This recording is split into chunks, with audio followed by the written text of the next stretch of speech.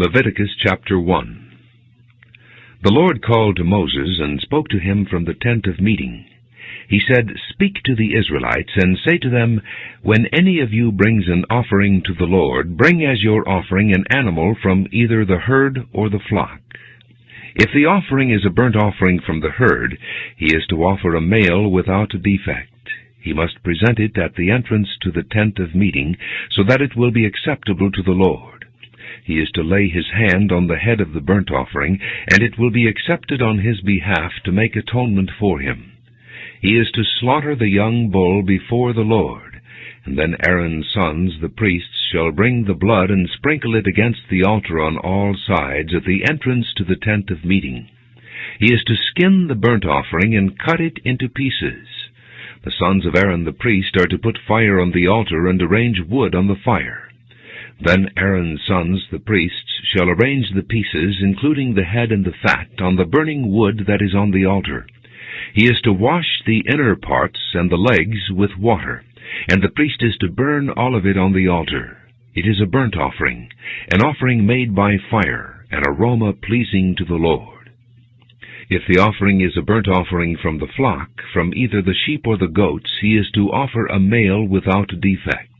He is to slaughter it at the north side of the altar before the Lord, and Aaron's sons, the priests, shall sprinkle its blood against the altar on all sides. He is to cut it into pieces, and the priest shall arrange them, including the head and the fat, on the burning wood that is on the altar. He is to wash the inner parts and the legs with water, and the priest is to bring all of it and burn it on the altar. It is a burnt offering, an offering made by fire, an aroma pleasing to the Lord. If the offering to the Lord is a burnt offering of birds, he is to offer a dove or a young pigeon. The priest shall bring it to the altar, wring off the head, and burn it on the altar. Its blood shall be drained out on the side of the altar.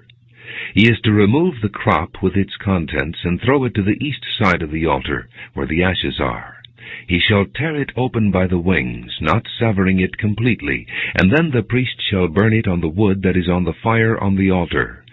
It is a burnt offering, an offering made by fire, an aroma pleasing to the Lord. Leviticus chapter 2. When someone brings a grain offering to the Lord, his offering is to be a fine flour. He is to pour oil on it, put incense on it, and take it to Aaron's sons the priests. The priest shall take a handful of the fine flour and oil, together with all the incense, and burn this as a memorial portion on the altar, an offering made by fire, an aroma pleasing to the Lord. The rest of the grain offering belongs to Aaron and his sons. It is a most holy part of the offerings made to the Lord by fire. If you bring a grain offering baked in an oven, it is to consist of fine flour, cakes made without yeast and mixed with oil, or wafers made without yeast and spread with oil. If your grain offering is prepared on a griddle, it is to be made of fine flour mixed with oil and without yeast. Crumble it and pour oil on it. It is a grain offering. If your grain offering is cooked in a pan, it is to be made of fine flour and oil. Bring the grain offering made of these things to the Lord. Present it to the priest, who shall take it to the altar. He shall take out the memorial portion from the grain offering and burn it on the altar as an offering made by fire, an aroma pleasing to the Lord. The rest of the grain offering belongs to Aaron and his sons. It is a most holy part of the offerings made to the Lord by fire. Every grain offering you bring to the Lord must be made without yeast, for you are not to burn any yeast or honey in an offering made to the Lord by fire. You may bring them to the Lord as an offering of the first fruits, but they are not to be offered on the altar as a pleasing aroma. Season all your grain offerings with salt. Do not leave the salt of the covenant of your God out of your grain offerings. Add salt to all your offerings. If you bring a grain offering of first fruits to the Lord, offer crushed heads of new grain roasted in the fire. Put oil and incense on it. It is a grain offering. The priest shall burn the memorial portion of the crushed grain and the oil, together with all the incense, as an offering made to the Lord by fire. Leviticus chapter 3. If someone's offering is a fellowship offering, and he offers an animal from the herd, whether male or female, he is to present before the Lord an animal without defect. He is to lay his hand on the head of his offering and slaughter it at the entrance to the tent of meeting. Then Aaron's sons, the priests, shall sprinkle the blood against the altar on all sides. From the fellowship offering he is to bring a sacrifice made to the Lord by fire, all the fat that covers the inner parts or is connected to them, both kidneys with the fat on them near the loins, and the covering of the liver, which he will remove with the kidneys. Then Aaron's sons are to burn it on the altar on top of the burnt offering that is on the burning wood as an offering made by fire, an aroma pleasing to the Lord. If he offers an animal from the flock as a fellowship offering to the Lord, he is to offer a male or female without defect. If he offers a lamb, he is to present it before the Lord. He is to lay his hand on the head of his offering and slaughter it in front of the tent of meeting. Then Aaron's son shall sprinkle its blood against the altar on all sides. From the fellowship offering he is to bring a sacrifice made to the Lord by fire, its fat, the entire fat tail cut off close to the backbone, all the fat that covers the inner parts or is connected to them, both kidneys with the fat on them near the loins, and the covering of the liver, which he will remove with the kidneys. The priest shall burn them on the altar as food, an offering made to the Lord by fire. If his offering is a goat, he is to present it before the Lord. He is to lay his hand on its head and slaughter it in front of the tent of meeting. Then Aaron's son shall sprinkle its blood against the altar on all sides. From what he offers, he is to make this offering to the Lord by fire, all the fat that covers the inner parts or is connected to them, both kidneys with the fat on them near the loins, and the covering of the liver, which he will remove with the kidneys. The priest shall burn them on the altar as food, an offering made by fire, a pleasing aroma. All the fat is the Lord's. This is a lasting ordinance for the generations to come. Wherever you live, you must not eat any fat or any blood. Leviticus chapter 4. The Lord said to Moses, "Say to the Israelites, when anyone sins unintentionally and does what is forbidden in any of the Lord's commands, if the anointed priest sins, bringing guilt on the people, he must bring to the Lord a young bull without defect as a sin offering for the sin he has committed. He is to present the bull at the entrance to the tent of meeting before the Lord. He is to lay his hand on its head and slaughter it before the Lord. Then the anointed priest shall take some of the bull's blood and carry it into the tent of meeting. He is to dip his finger into the blood and sprinkle some of it 7 times before the Lord in front of the curtain of the sanctuary. The priest shall then put some of the blood on the horns of the altar of fragrant incense that is before the Lord in the tent of meeting. The rest of the bull's blood he shall pour out at the base of the altar of burnt offering at the entrance to the tent of meeting. He shall remove all the fat from the bull of the sin offering, the fat that covers the inner parts or is connected to them, both kidneys with the fat on them near the loins, and the covering of the liver, which he will remove with the kidneys, just as the fat is removed from the ox sacrificed as a fellowship offering. Then the priest shall burn them on the altar of burnt offering. But the hide of the bull and all its flesh, as well as the head and legs, the inner parts and offal, that is, all the rest of the bull, he must take outside the camp to a place ceremonially clean, where the ashes are thrown, and burn it in a wood fire on the ash heap. If the whole Israelite community sins unintentionally and does what is forbidden in any of the Lord's commands, even though the community is unaware of the matter, they are guilty. When they become aware of the sin they committed, the assembly must bring a young bull as a sin offering and present it before the tent of meeting. The elders of the community are to lay their hands on the bull's head before the Lord, and the bull shall be slaughtered before the Lord. Then the anointed priest is to take some of the bull's blood into the tent of meeting. He shall dip his finger into the blood and sprinkle it before the Lord 7 times in front of the curtain. He is to put some of the blood on the horns of the altar that is before the Lord in the tent of meeting. The rest of the blood he shall pour out at the base of the altar of burnt offering at the entrance to the tent of meeting. He shall remove all the fat from it and burn it on the altar, and do with this bull just as he did with the bull for the sin offering. In this way the priest will make atonement for them, and they will be forgiven. Then he shall take the bull outside the camp and burn it as he burned the first bull. This is the sin offering for the community. When a leader sins unintentionally and does what is forbidden in any of the commands of the Lord his God, he is guilty. When he is made aware of the sin he committed, he must bring as his offering a male goat without defect. He is to lay his hand on the goat's head and slaughter it at the place where the burnt offering is slaughtered before the Lord. It is a sin offering. Then the priest shall take some of the blood of the sin offering with his finger, and put it on the horns of the altar of burnt offering, and pour out the rest of the blood at the base of the altar. He shall burn all the fat on the altar as he burned the fat of the fellowship offering. In this way the priest will make atonement for the man's sin, and he will be forgiven. If a member of the community sins unintentionally and does what is forbidden in any of the Lord's commands, he is guilty. When he is made aware of the sin he committed, he must bring as his offering for the sin he committed a female goat without defect. He is to lay his hand on the head of the sin offering, and slaughter it at the place of the burnt offering. Then the priest is to take some of the blood with his finger and put it on the horns of the altar of burnt offering, and pour out the rest of the blood at the base of the altar. He shall remove all the fat, just as the fat is removed from the fellowship offering, and the priest shall burn it on the altar as an aroma pleasing to the Lord. In this way the priest will make atonement for him, and he will be forgiven.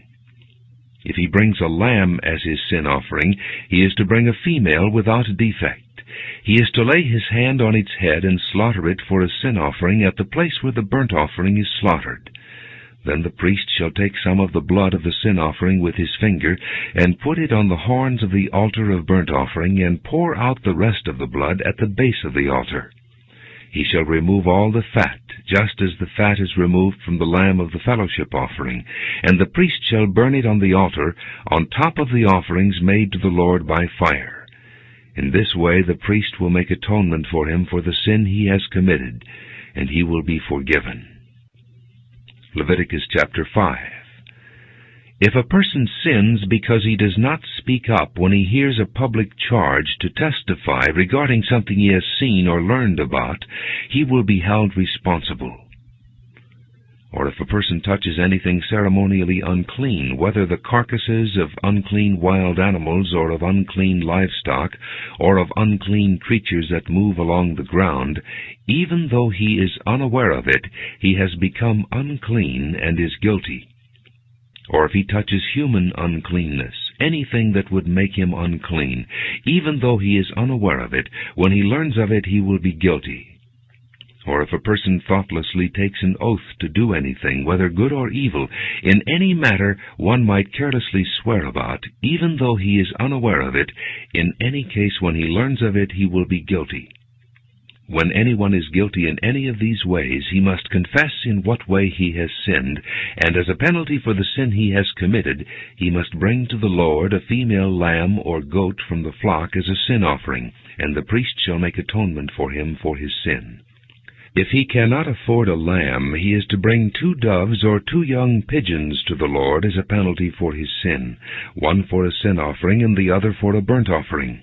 He is to bring them to the priest, who shall first offer the one for the sin offering. He is to wring its head from its neck, not severing it completely, and is to sprinkle some of the blood of the sin offering against the side of the altar. The rest of the blood must be drained out at the base of the altar. It is a sin offering.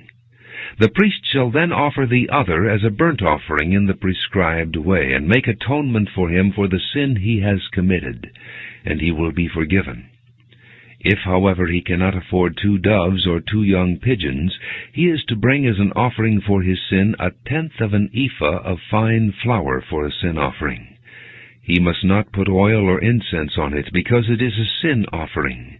He is to bring it to the priest, who shall take a handful of it as a memorial portion, and burn it on the altar on top of the offerings made to the Lord by fire. It is a sin offering.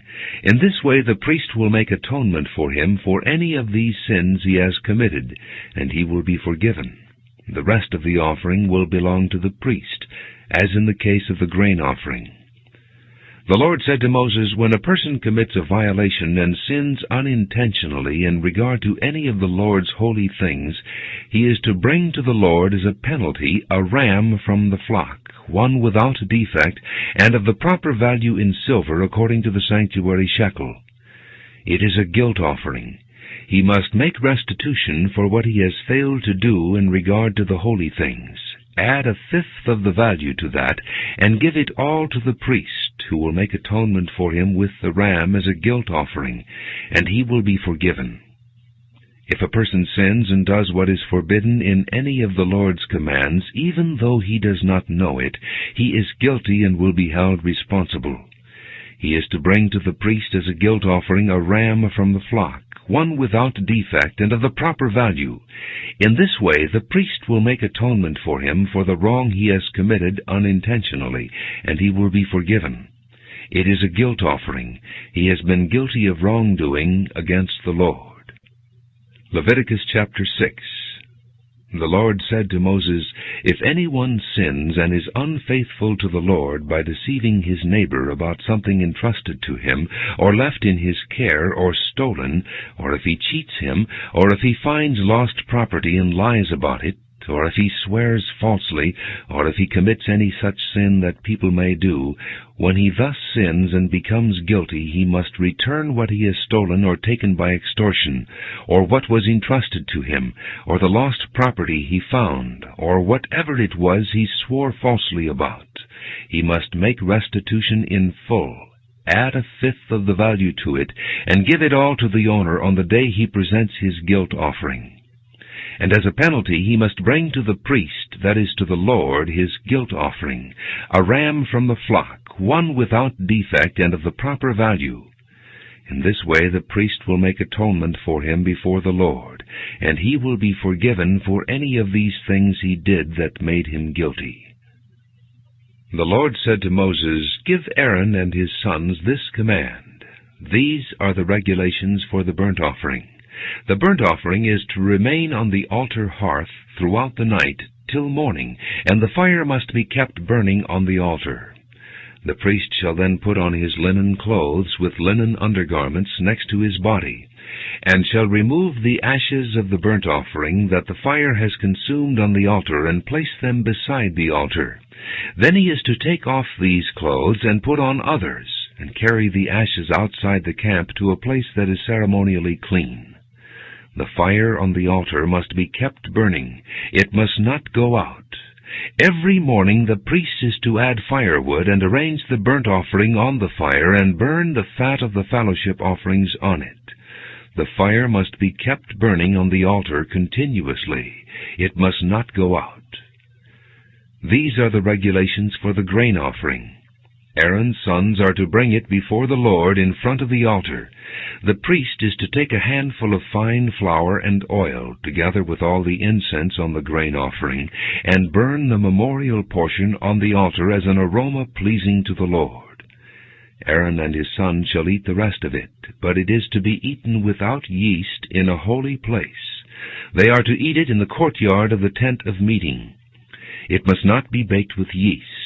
I have given it as their share of the offerings made to me by fire. Like the sin offering and the guilt offering, it is most holy. Any male descendant of Aaron may eat it. It is his regular share of the offerings made to the Lord by fire for the generations to come. Whatever touches them will become holy. The Lord also said to Moses, "This is the offering Aaron and his sons are to bring to the Lord on the day he is anointed. 1/10 of an ephah of fine flour as a regular grain offering, half of it in the morning and half in the evening. Prepare it with oil on a griddle. Bring it well mixed, and present the grain offering broken in pieces as an aroma pleasing to the Lord. The son who is to succeed him as anointed priest shall prepare it. It is the Lord's regular share, and is to be burned completely.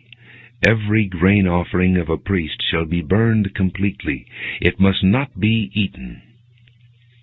The Lord said to Moses, "Say to Aaron and his sons, these are the regulations for the sin offering. The sin offering is to be slaughtered before the Lord in the place the burnt offering is slaughtered. It is most holy. The priest who offers it shall eat it. It is to be eaten in a holy place, in the courtyard of the tent of meeting. Whatever touches any of the flesh will become holy, and if any of the blood is spattered on a garment, you must wash it in a holy place. The clay pot the meat is cooked in must be broken, but if it is cooked in a bronze pot, the pot is to be scoured and rinsed with water. Any male in a priest's family may eat it. It is most holy. But any sin offering whose blood is brought into the tent of meeting to make atonement in the holy place must not be eaten. It must be burned. Leviticus chapter 7.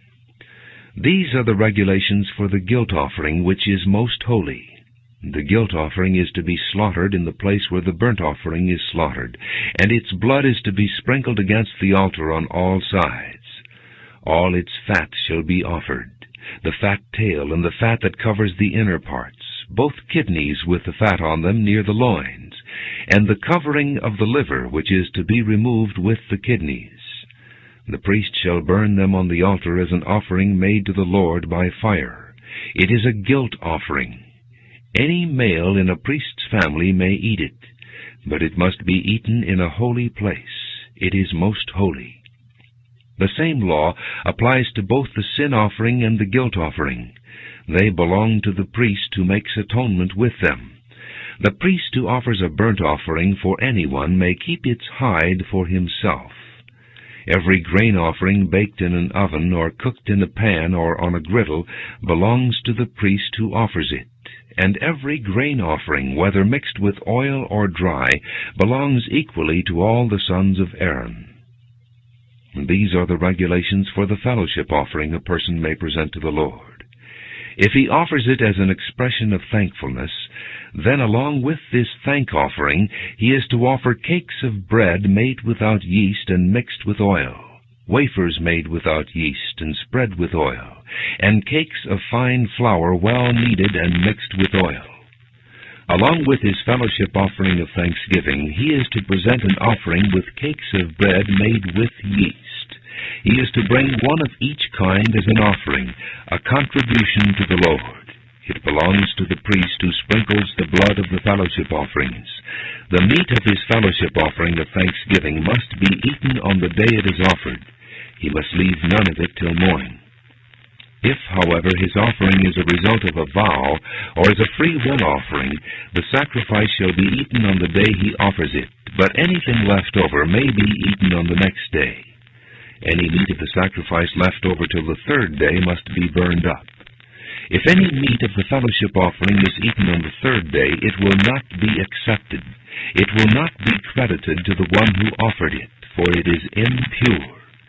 The person who eats any of it will be held responsible. Meat that touches anything ceremonially unclean must not be eaten. It must be burned up. As for other meat, anyone ceremonially clean may eat it. But if anyone who is unclean eats any meat of the fellowship offering belonging to the Lord, that person must be cut off from his people. If anyone touches something unclean, whether human uncleanness or an unclean animal or any unclean detestable thing, and then eats any of the meat of the fellowship offering belonging to the Lord, that person must be cut off from his people. The Lord said to Moses, "Say to the Israelites, do not eat any of the fat of cattle, sheep, or goats. The fat of an animal found dead or torn by wild animals may be used for any other purpose, but you must not eat it. Anyone who eats the fat of an animal from which an offering by fire may be made to the Lord must be cut off from his people. And wherever you live, you must not eat the blood of any bird or animal. If anyone eats blood, that person must be cut off from his people." The Lord said to Moses, "Say to the Israelites, anyone who brings a fellowship offering to the Lord is to bring part of it as his sacrifice to the Lord. With his own hands he is to bring the offering made to the Lord by fire. He is to bring the fat, together with the breast, and wave the breast before the Lord as a wave offering. The priest shall burn the fat on the altar, but the breast belongs to Aaron and his sons. You are to give the right thigh of your fellowship offerings to the priest as a contribution. The son of Aaron who offers the blood and the fat of the fellowship offering shall have the right thigh as his share. From the fellowship offerings of the Israelites I have taken the breast that is waved and the thigh that is presented, and have given them to Aaron the priest and his sons as their regular share from the Israelites. This is the portion of the offerings made to the Lord by fire that were allotted to Aaron and his sons on the day they were presented to serve the Lord as priests. On the day they were anointed, the Lord commanded that the Israelites give this to them as their regular share for the generations to come. These, then, are the regulations for the burnt offering, the grain offering, the sin offering, the guilt offering, the ordination offering, and the fellowship offering, which the Lord gave Moses on Mount Sinai on the day he commanded the Israelites to bring their offerings to the Lord in the desert of Sinai. Leviticus chapter 8. The Lord said to Moses, Bring Aaron and his sons, their garments, the anointing oil, the bowl for the sin offering, the 2 rams, and the basket containing bread made without yeast, and gather the entire assembly at the entrance to the tent of meeting. Moses did as the Lord commanded him, and the assembly gathered at the entrance to the tent of meeting. Moses said to the assembly, This is what the Lord has commanded to be done. Then Moses brought Aaron and his sons forward and washed them with water. He put the tunic on Aaron, tied the sash around him, clothed him with the robe, and put the ephod on him. He also tied the ephod to him by its skillfully woven waistband, so it was fastened on him. He placed the breastpiece on him, and put the Urim and Thummim in the breastpiece. Then he placed the turban on Aaron's head, and set the gold plate, the sacred diadem, on the front of it, as the Lord commanded Moses. Then Moses took the anointing oil, and anointed the tabernacle and everything in it, and so consecrated them. He sprinkled some of the oil on the altar 7 times, anointing the altar and all its utensils, and the basin with its stand, to consecrate them.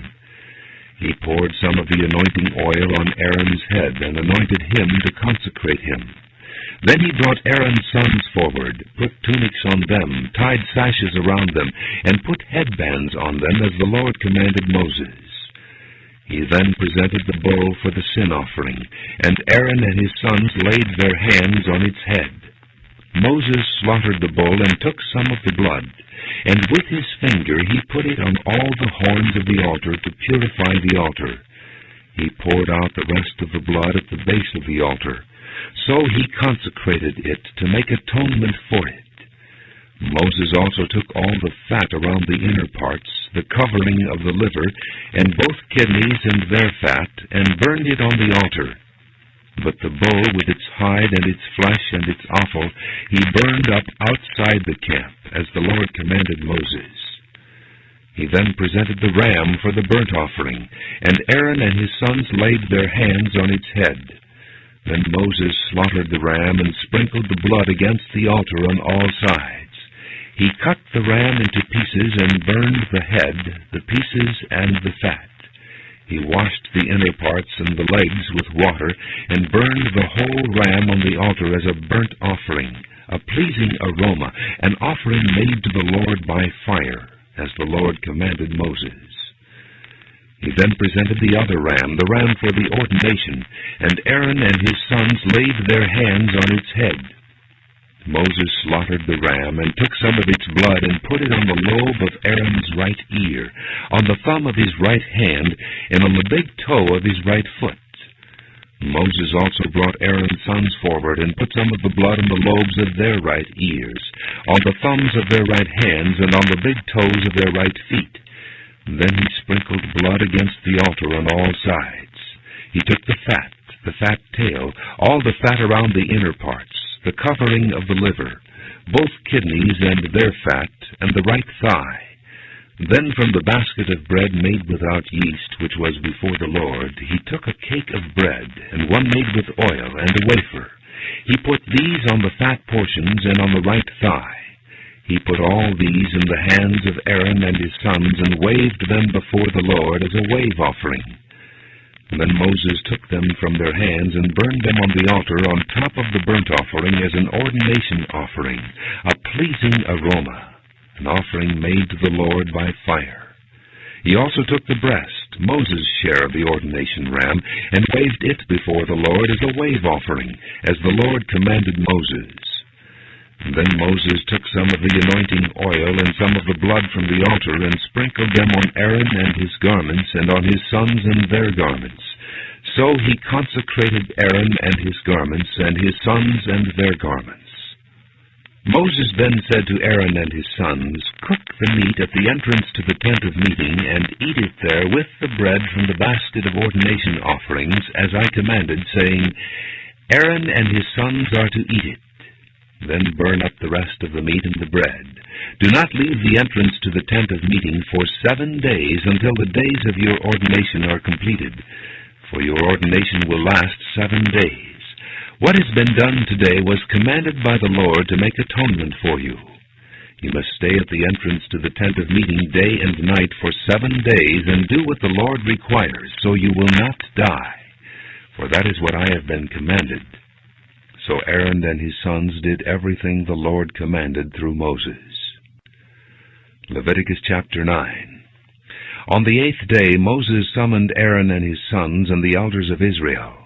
He said to Aaron, "Take a bull calf for your sin offering and a ram for your burnt offering, both without defect, and present them before the Lord.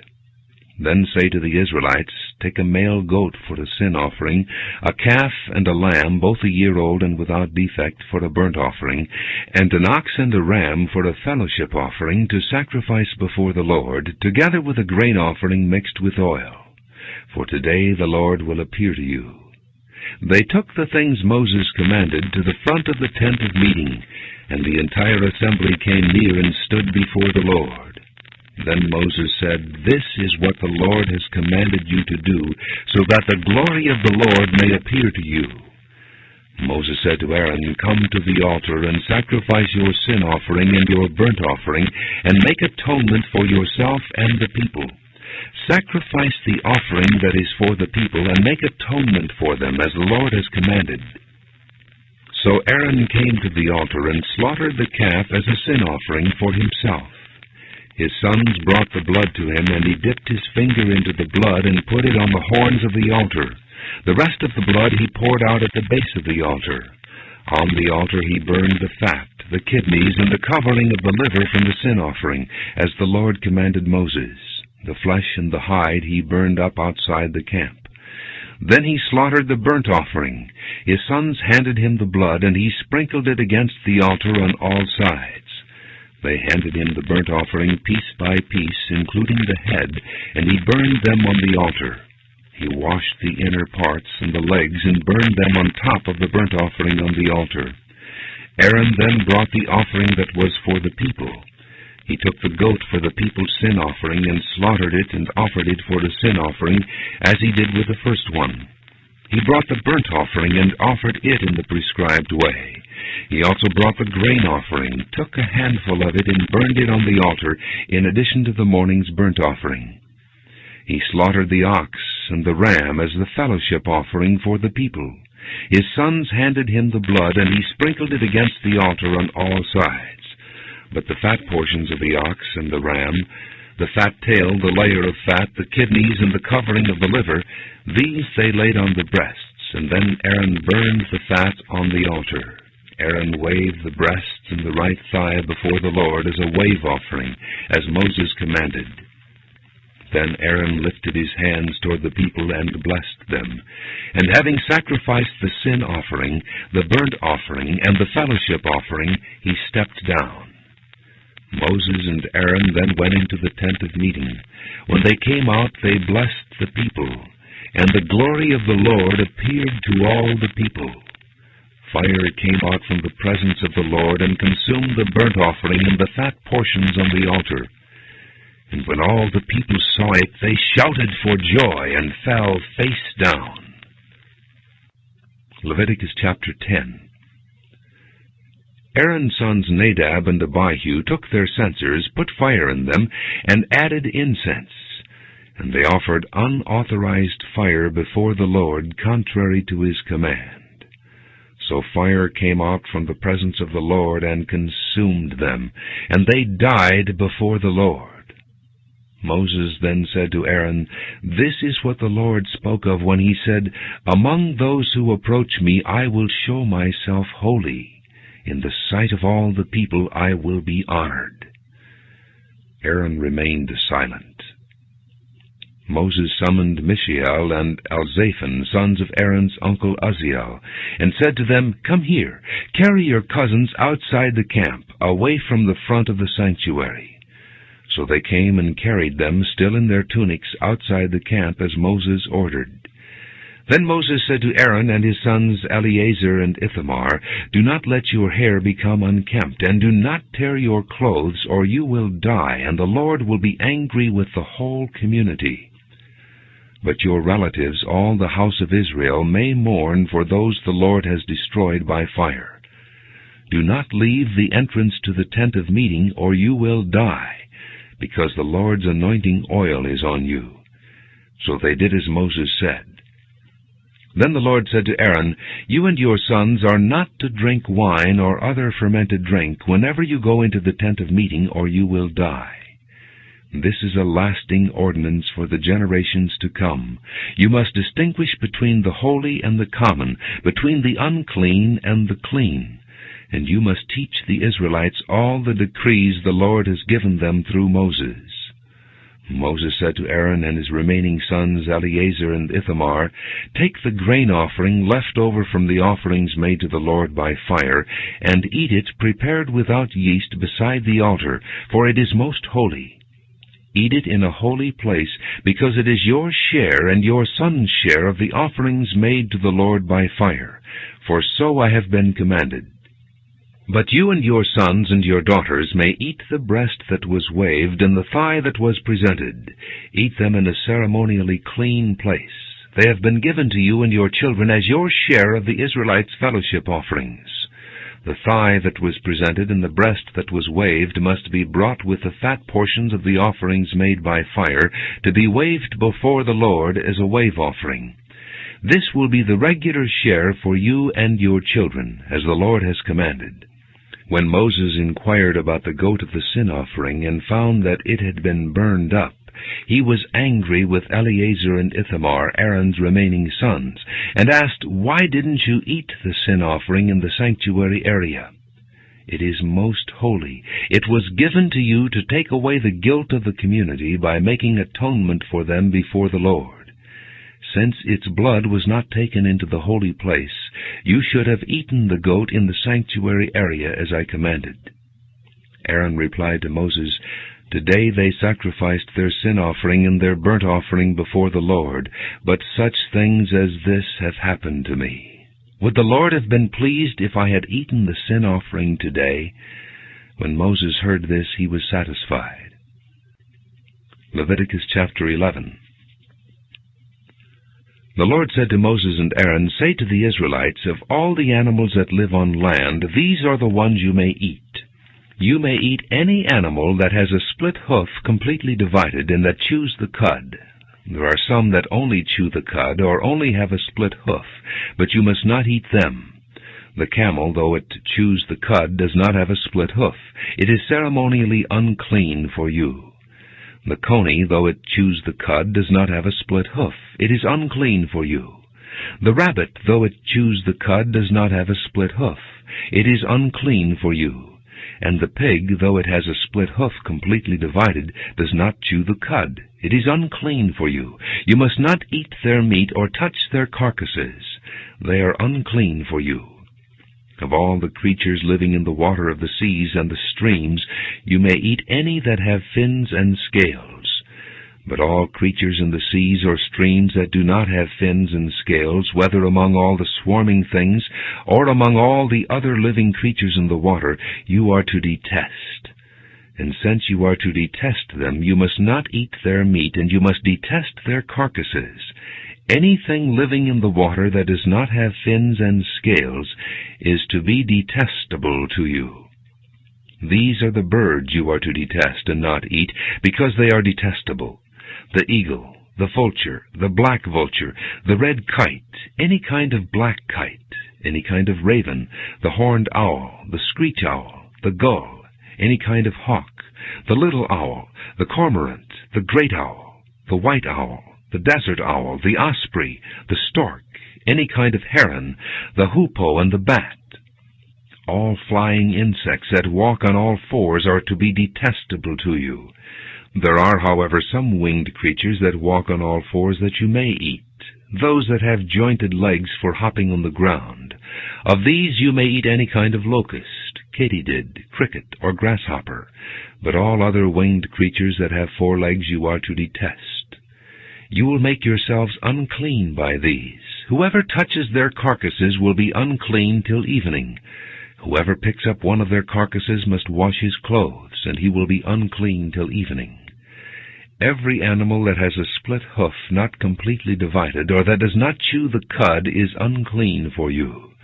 Whoever touches the carcass of any of them will be unclean.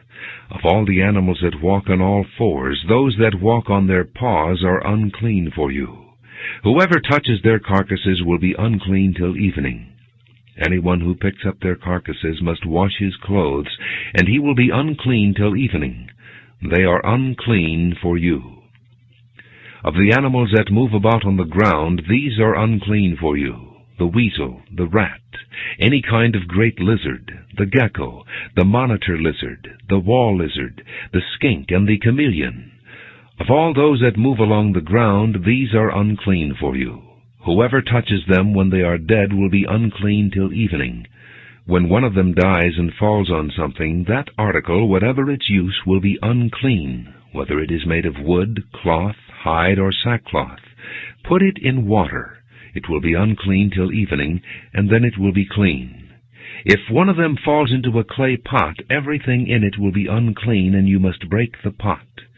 Any food that could be eaten but has water on it from such a pot is unclean, and any liquid that could be drunk from it is unclean.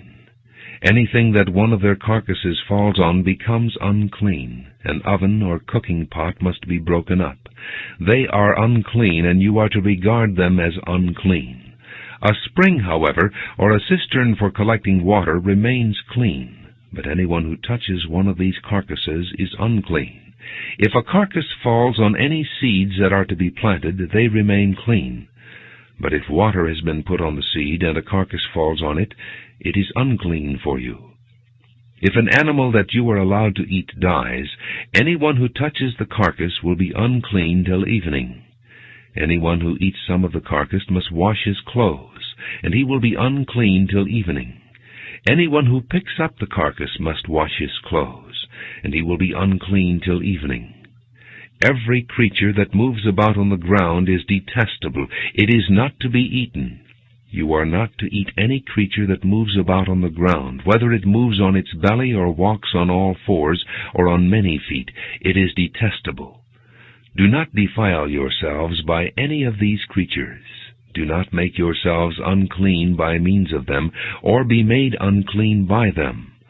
I am the Lord your God. Consecrate yourselves and be holy, because I am holy.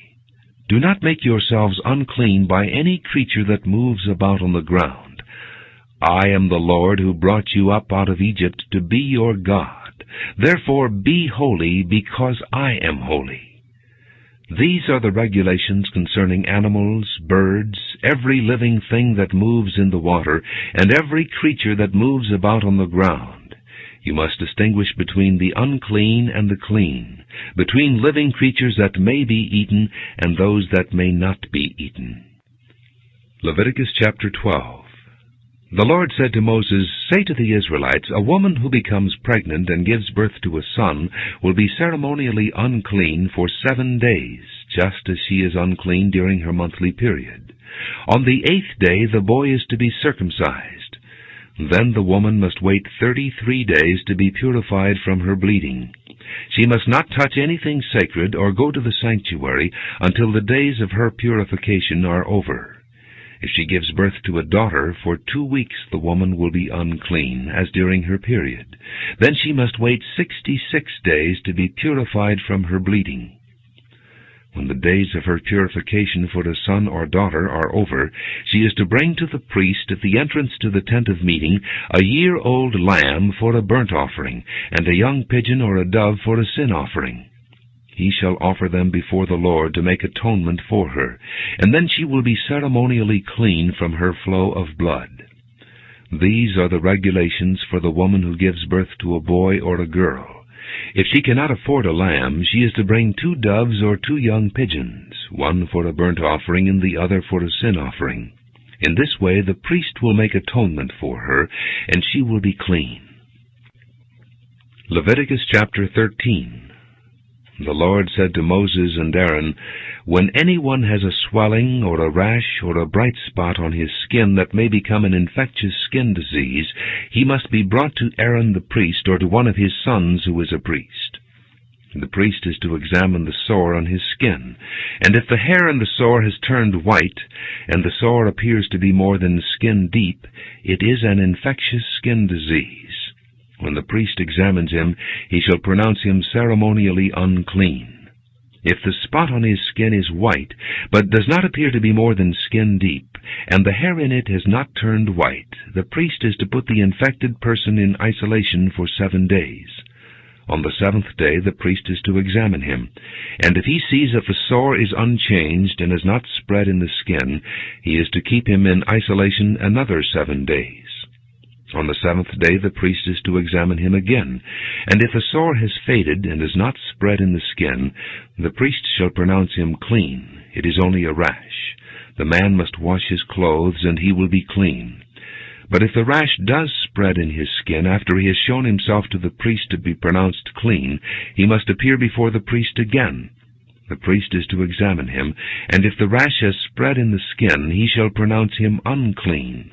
It is an infectious disease. When anyone has an infectious skin disease, he must be brought to the priest. The priest is to examine him, and if there is a white swelling in the skin that has turned the hair white, and if there is raw flesh in the swelling, it is a chronic skin disease, and the priest shall pronounce him unclean. He is not to put him in isolation, because he is already unclean. If the disease breaks out all over his skin, and so far as the priest can see it covers all the skin of the infected person from head to foot, the priest is to examine him, and if the disease has covered his whole body, he shall pronounce that person clean. Since it is all turned white, he is clean. But whenever raw flesh appears on him, he will be unclean. When the priest sees the raw flesh, he shall pronounce him unclean. The raw flesh is unclean. He has an infectious disease. Should the raw flesh change and turn white, he must go to the priest.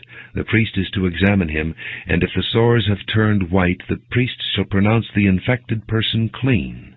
Then he will be clean.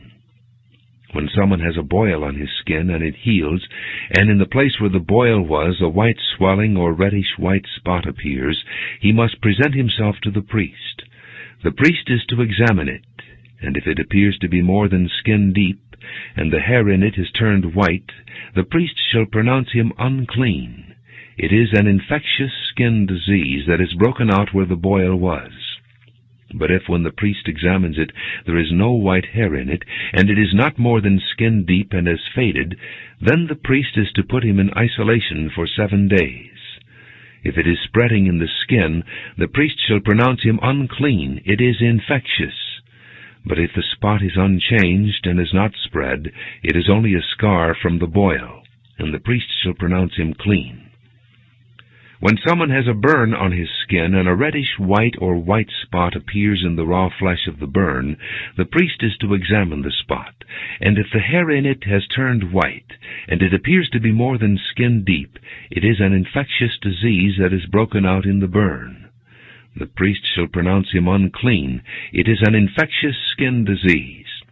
But if the priest examines it, and there is no white hair in the spot, and if it is not more than skin deep and has faded, then the priest is to put him in isolation for 7 days. On the 7th day the priest is to examine him, and if it is spreading in the skin, the priest shall pronounce him unclean. It is an infectious skin disease. If, however, the spot is unchanged, and has not spread in the skin, but has faded, it is a swelling from the burn, and the priest shall pronounce him clean. It is only a scar from the burn. If a man or woman has a sore on the head or on the chin, the priest is to examine the sore, and if it appears to be more than skin deep, and the hair in it is yellow and thin, the priest shall pronounce that person unclean. It is an itch, an infectious disease of the head or chin.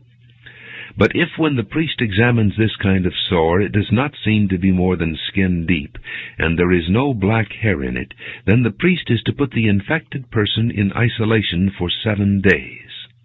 On the 7th day the priest is to examine the sore, and if the itch has not spread, and there is no yellow hair in it, and it does not appear to be more than skin deep, he must be shaved except for the diseased area, and the priest is to keep him in isolation another 7 days. On the 7th day the priest is to examine the itch, and if it has not spread in the skin, and appears to be no more than skin deep, the priest shall pronounce him clean. He must wash his clothes, and he will be clean. But if the itch does spread in the skin after he is pronounced clean, the priest is to examine him, and if the itch has spread in the skin, the priest does not need to look for yellow hair. The person is unclean. If, however, in his judgment it is unchanged, and black hair has grown in it, the itch is healed. He is clean, and the priest shall pronounce him clean. When a man or woman has white spots on the skin, the priest is to examine them, and if the spots are dull white, it is a harmless rash that has broken out on the skin. That person is clean. When a man has lost his hair and is bald, he is clean. If he has lost his hair from the front of his scalp and has a bald forehead, he is clean. But if he has a reddish-white sore on his bald head or forehead, it is an infectious disease breaking out on his head or forehead. The priest is to examine him, and if the swollen sore on his head or forehead is reddish-white like an infectious skin disease, the man is diseased and is unclean. The priest shall pronounce him unclean because of the sore on his head. The person with such an infectious disease must wear torn clothes. Let his hair be unkempt. Cover the lower part of his face and cry out, "Unclean! Unclean!" As long as he has the infection, he remains unclean. He must live alone. He must live outside the camp. If any clothing is contaminated with mildew, any woolen or linen clothing, any woven or knitted material of linen or wool, any leather or anything made of leather, and if the contamination in the clothing or leather or woven or knitted material or any leather article is greenish or reddish, it is a spreading mildew and must be shown to the priest. The priest is to examine the mildew and isolate the affected article for 7 days. On the 7th day he is to examine it, and if the mildew has spread in the clothing, or the woven or knitted material, or the leather, whatever its use, it is a destructive mildew. The article is unclean. He must burn up the clothing, or the woven or knitted material of wool or linen, or any leather article that has the contamination in it, because the mildew is destructive. The article must be burned up.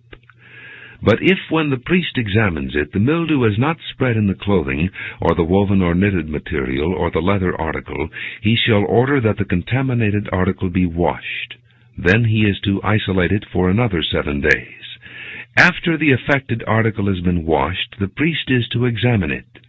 And if the mildew has not changed its appearance, even though it has not spread, it is unclean. Burn it with fire, whether the mildew has affected one side or the other.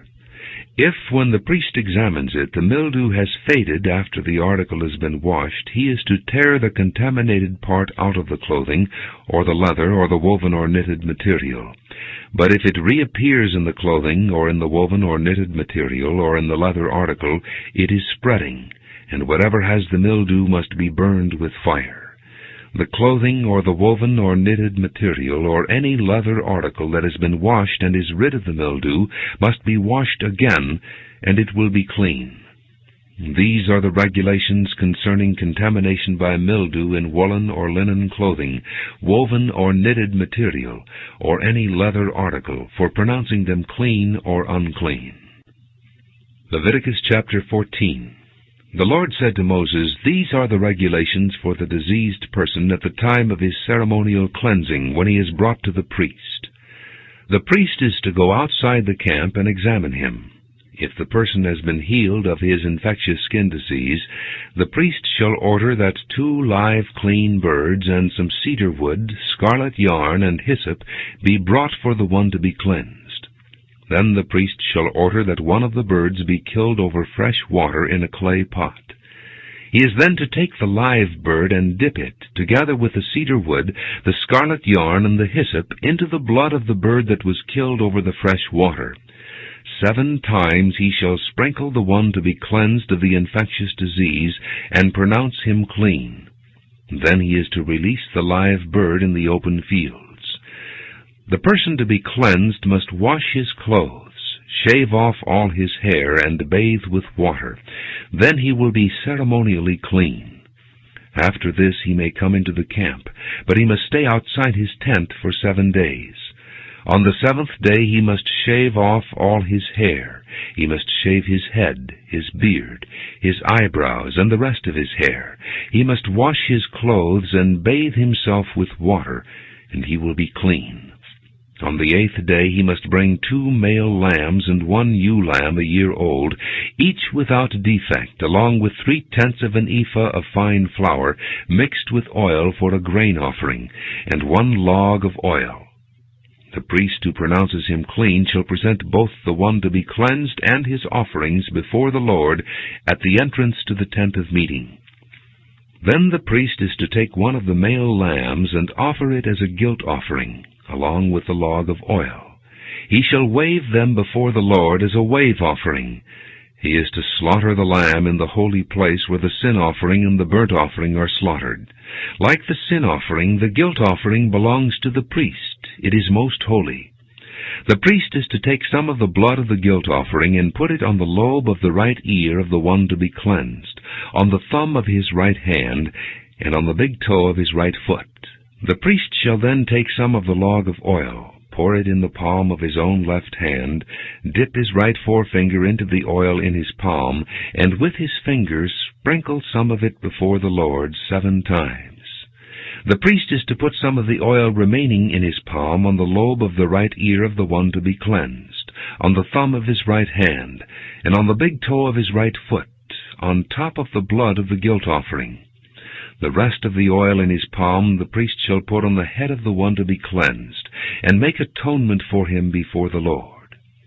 Then the priest is to sacrifice the sin offering and make atonement for the one to be cleansed from his uncleanness. After that the priest shall slaughter the burnt offering and offer it on the altar, together with the grain offering, and make atonement for him, and he will be clean. If, however, he is poor and cannot afford these, he must take 1 male lamb as a guilt offering to be waved to make atonement for him, together with 1/10 of an ephah of fine flour mixed with oil for a grain offering, a log of oil, and 2 doves or 2 young pigeons which he can afford, one for a sin offering and the other for a burnt offering. On the 8th day he must bring them for his cleansing to the priest at the entrance to the tent of meeting before the Lord. The priest is to take the lamb for the guilt offering, together with the log of oil, and wave them before the Lord as a wave offering. He shall slaughter the lamb for the guilt offering, and take some of its blood, and put it on the lobe of the right ear of the one to be cleansed, on the thumb of his right hand, and on the big toe of his right foot. The priest is to pour some of the oil into the palm of his own left hand, and with his right forefinger sprinkle some of the oil from his palm 7 times before the Lord. Some of the oil in his palm he is to put on the same places he put the blood of the guilt offering, on the lobe of the right ear of the one to be cleansed, on the thumb of his right hand, and on the big toe of his right foot. The rest of the oil in his palm the priest shall put on the head of the one to be cleansed, to make atonement for him before the Lord. Then he shall sacrifice the doves or the young pigeons which the person can afford, one as a sin offering and the other as a burnt offering, together with the grain offering. In this way the priest will make atonement before the Lord on behalf of the one to be cleansed. These are the regulations for anyone who has an infectious skin disease and who cannot afford the regular offerings for his cleansing. The Lord said to Moses and Aaron, "When you enter the land of Canaan, which I am giving you as your possession, and I put a spreading mildew in a house in that land, the owner of the house must go and tell the priest, 'I have seen something that looks like mildew in my house.' The priest is to order the house to be emptied before he goes in to examine the mildew, so that nothing in the house will be pronounced unclean. After this, the priest is to go in and inspect the house. He is to examine the mildew on the walls, and if it has greenish or reddish depressions that appear to be deeper than the surface of the wall, the priest shall go out the doorway of the house and close it up for 7 days. On the 7th day the priest shall return to inspect the house. If the mildew has spread on the walls, he is to order that the contaminated stones be torn out and thrown into an unclean place outside the town. He must have all the inside walls of the house scraped, and the material that is scraped off dumped into an unclean place outside the town. Then they are to take other stones to replace these, and take new clay and plaster the house. If the mildew reappears in the house after the stones have been torn out, and the house scraped and plastered, the priest is to go and examine it. And if the mildew has spread in the house, it is a destructive mildew. The house is unclean. It must be torn down, its stones, timbers, and all the plaster, and taken out of the town to an unclean place. Anyone who goes into the house while it is closed up will be unclean till evening. Anyone who sleeps or eats in the house must wash his clothes. But if the priest comes to examine it, and the mildew has not spread after the house has been plastered, he shall pronounce the house clean, because the mildew is gone. To purify the house, he is to take 2 birds and some cedar wood, scarlet yarn, and hyssop. He shall kill one of the birds over fresh water in a clay pot. Then he is to take the cedar wood, the hyssop, the scarlet yarn, and the live bird, dip them into the blood of the dead bird and the fresh water, and sprinkle the house 7 times. He shall purify the house with the bird's blood, the fresh water, the live bird, the cedar wood, the hyssop, and the scarlet yarn. Then he is to release the live bird in the open fields outside the town. In this way he will make atonement for the house, and it will be clean. These are the regulations for any infectious skin disease, for an itch, for mildew in clothing or in a house, and for a swelling, a rash, or a bright spot, to determine when something is clean or unclean. These are the regulations for infectious skin diseases and mildew. Leviticus chapter 15. The Lord said to Moses and Aaron, "Speak to the Israelites and say to them, 'When any man has a bodily discharge, the discharge is unclean. Whether it continues flowing from his body or is blocked, it will make him unclean. This is how his discharge will bring about uncleanness. Any bed the man with the discharge lies on will be unclean, and anything he sits on will be unclean. Anyone who touches his bed must wash his clothes and bathe with water, and he will be unclean till evening. Whoever sits on anything that the man with a discharge sat on must wash his clothes and bathe with water, and he will be unclean till evening. Whoever touches the man who has a discharge must wash his clothes and bathe with water, and he will be unclean till evening. If the man with the discharge spits on someone who is clean, that person must wash his clothes and bathe with water, and he will be unclean till evening. Everything the man sits on when riding will be unclean, and whoever touches any of the things that were under him will be unclean till evening. Whoever picks up those things must wash his clothes and bathe with water, and he will be unclean till evening. Anyone the man with the discharge touches without rinsing his hands with water must wash his clothes and bathe with water, and he will be unclean till evening. A clay pot that the man touches must be broken, and any wooden article is to be rinsed with water. When a man is cleansed from his discharge, he is to count off 7 days for his ceremonial cleansing. He must wash his clothes and bathe himself with fresh water, and he will be clean. On the 8th day he must take 2 doves or 2 young pigeons, and come before the Lord to the entrance to the tent of meeting, and give them to the priest. The priest is to sacrifice them, the one for a sin offering and the other for a burnt offering. In this way he will make atonement before the Lord for the man because of his discharge. When a man has an emission of semen, he must bathe his whole body with water, and he will be unclean till evening. Any clothing or leather that has semen on it must be washed with water, and it will be unclean till evening. When a man lies with a woman and there is an emission of semen, both must bathe with water, and they will be unclean till evening. When a woman has a regular flow of blood, the impurity of her monthly period will last 7 days, and anyone who touches her will be unclean till evening. Anything she lies on during her period will be unclean, and anything she sits on will be unclean. Whoever touches her bed must wash his clothes and bathe with water, and he will be unclean till evening. Whoever touches anything she sits on must wash his clothes and bathe with water, and he will be unclean till evening.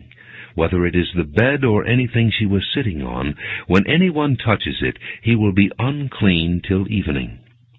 If a man lies with her and her monthly flow touches him, he will be unclean for 7 days. Any bed he lies on will be unclean.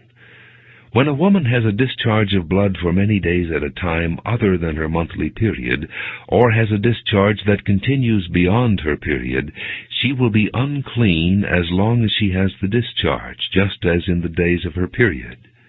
Any bed she lies on while her discharge continues will be unclean, as is her bed during her monthly period, and anything she sits on will be unclean as during her period. Whoever touches them will be unclean. He must wash his clothes and bathe with water, and he will be unclean till evening. When she is cleansed from her discharge, she must count off 7 days, and after that she will be ceremonially clean. On the 8th day she must take 2 doves or 2 young pigeons, and bring them to the priest at the entrance to the tent of meeting. The priest is to sacrifice one for a sin offering, and the other for a burnt offering. In this way he will make atonement for her before the Lord for the uncleanness of her discharge. You must keep the Israelites separate from things that make them unclean, so they will not die in their uncleanness for defiling my dwelling place which is among them. These are the regulations for a man with a discharge, for anyone made unclean by an emission of semen, for a woman in her monthly period, for a man or a woman with a discharge, and for a man who lies with a woman who is ceremonially unclean. Leviticus chapter 16. The Lord spoke to Moses after the death of the 2 sons of Aaron, who died when they approached the Lord. The Lord said to Moses, "Tell your brother Aaron not to come whenever he chooses into the most holy place behind the curtain in front of the atonement cover on the ark, or else he will die, because I appear in the cloud over the atonement cover. This is how Aaron is to enter the sanctuary area, with a young bull for a sin offering, and a ram for a burnt offering. He is to put on the sacred linen tunic with linen undergarments next to his body. He is to tie the linen sash around him and put on the linen turban. These are sacred garments, so he must bathe himself with water before he puts them on. From the Israelite community he is to take 2 male goats for a sin offering and a ram for a burnt offering. Aaron is to offer the bull for his own sin offering to make atonement for himself and his household.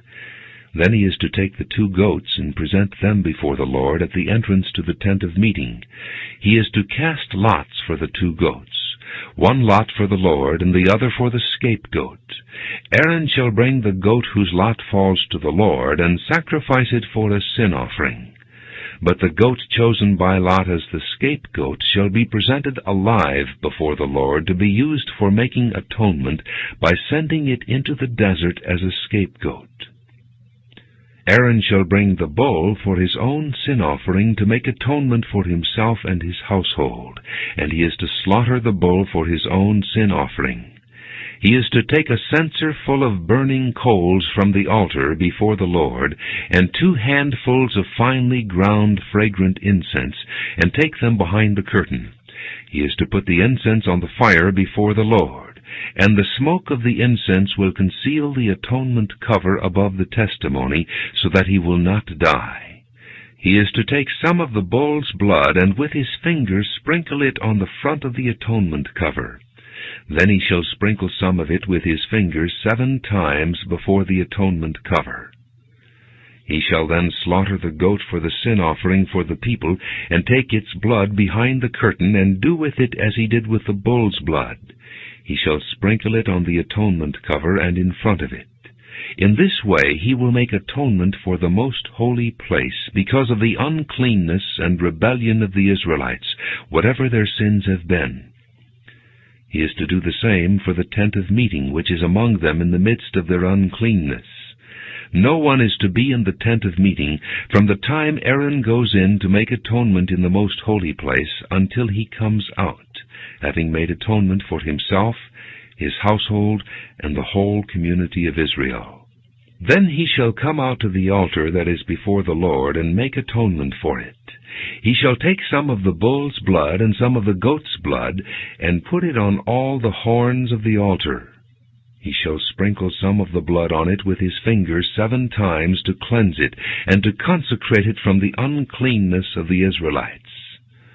When Aaron has finished making atonement for the most holy place, the tent of meeting and the altar, he shall bring forward the live goat. He is to lay both hands on the head of the live goat, and confess over it all the wickedness and rebellion of the Israelites, all their sins, and put them on the goat's head. He shall send the goat away into the desert in the care of a man appointed for the task. The goat will carry on itself all their sins to a solitary place, and the man shall release it in the desert. Then Aaron is to go into the tent of meeting and take off the linen garments he put on before he entered the most holy place, and he is to leave them there. He shall bathe himself with water in a holy place, and put on his regular garments. Then he shall come out and sacrifice the burnt offering for himself and the burnt offering for the people, to make atonement for himself and for the people. He shall also burn the fat of the sin offering on the altar. The man who releases the goat as a scapegoat must wash his clothes and bathe himself with water. Afterward he may come into the camp. The bull and the goat for the sin offerings, whose blood was brought into the most holy place to make atonement, must be taken outside the camp. Their hides, flesh, and offal are to be burned up. The man who burns them must wash his clothes and bathe himself with water. Afterward he may come into the camp. This is to be a lasting ordinance for you. On the 10th day of the 7th month you must deny yourselves, and not do any work, whether native-born or an alien living among you, because on this day atonement will be made for you, to cleanse you. Then before the Lord you will be clean from all your sins.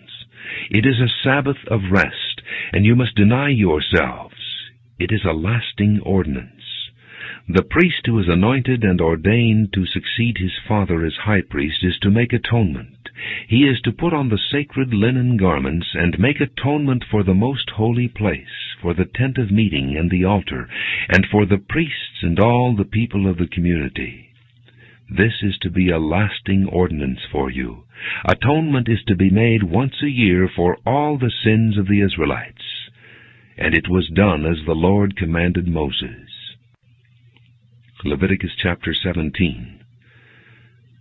The Lord said to Moses, Speak to Aaron and his sons and to all the Israelites, and say to them, This is what the Lord has commanded. Any Israelite who sacrifices an ox, a lamb, or a goat, in the camp or outside of it, instead of bringing it to the entrance to the tent of meeting to present it as an offering to the Lord in front of the tabernacle of the Lord, that man shall be considered guilty of bloodshed. He has shed blood and must be cut off from his people. This is so the Israelites will bring to the Lord the sacrifices they are now making in the open fields. They must bring them to the priest, that is, to the Lord, at the entrance to the tent of meeting, and sacrifice them as fellowship offerings. The priest is to sprinkle the blood against the altar of the Lord at the entrance to the tent of meeting, and burn the fat as an aroma pleasing to the Lord. They must no longer offer any of their sacrifices to the goat idols to whom they prostitute themselves. This is to be a lasting ordinance for them and for the generations to come. Say to them, any Israelite or any alien living among them who offers a burnt offering or sacrifice and does not bring it to the entrance to the tent of meeting to sacrifice it to the Lord, that man must be cut off from his people. Any Israelite or any alien living among them who eats any blood, I will set my face against that person who eats blood, and will cut him off from his people. For the life of a creature is in the blood, and I have given it to you to make atonement for yourselves on the altar. It is the blood that makes atonement for one's life. Therefore I say to the Israelites, none of you may eat blood, nor may an alien living among you eat blood.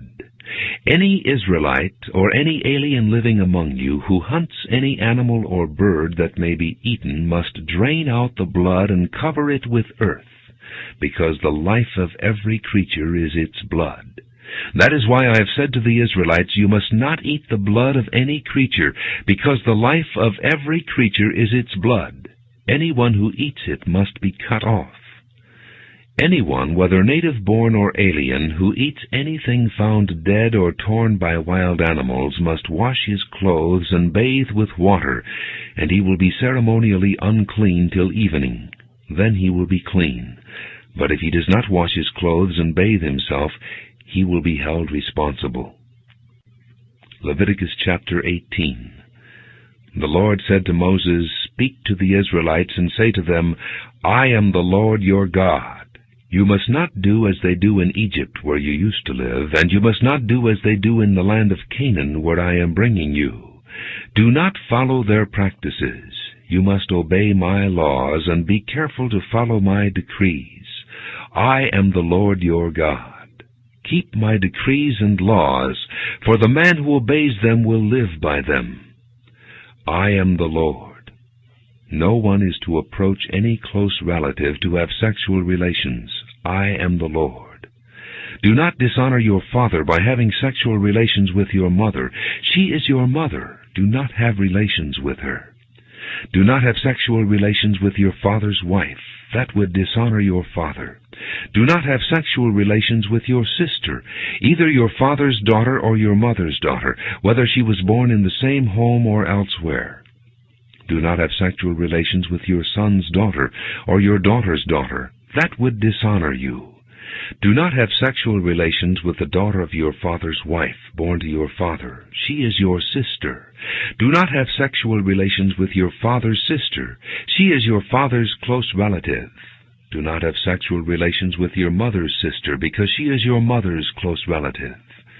Do not dishonor your father's brother by approaching his wife to have sexual relations. She is your aunt. Do not have sexual relations with your daughter-in-law. She is your son's wife. Do not have relations with her. Do not have sexual relations with your brother's wife. That would dishonor your brother. Do not have sexual relations with both a woman and her daughter. Do not have sexual relations with either her son's daughter or her daughter's daughter. They are her close relatives. That is wickedness. Do not take your wife's sister as a rival wife and have sexual relations with her while your wife is living. Do not approach a woman to have sexual relations during the uncleanness of her monthly period.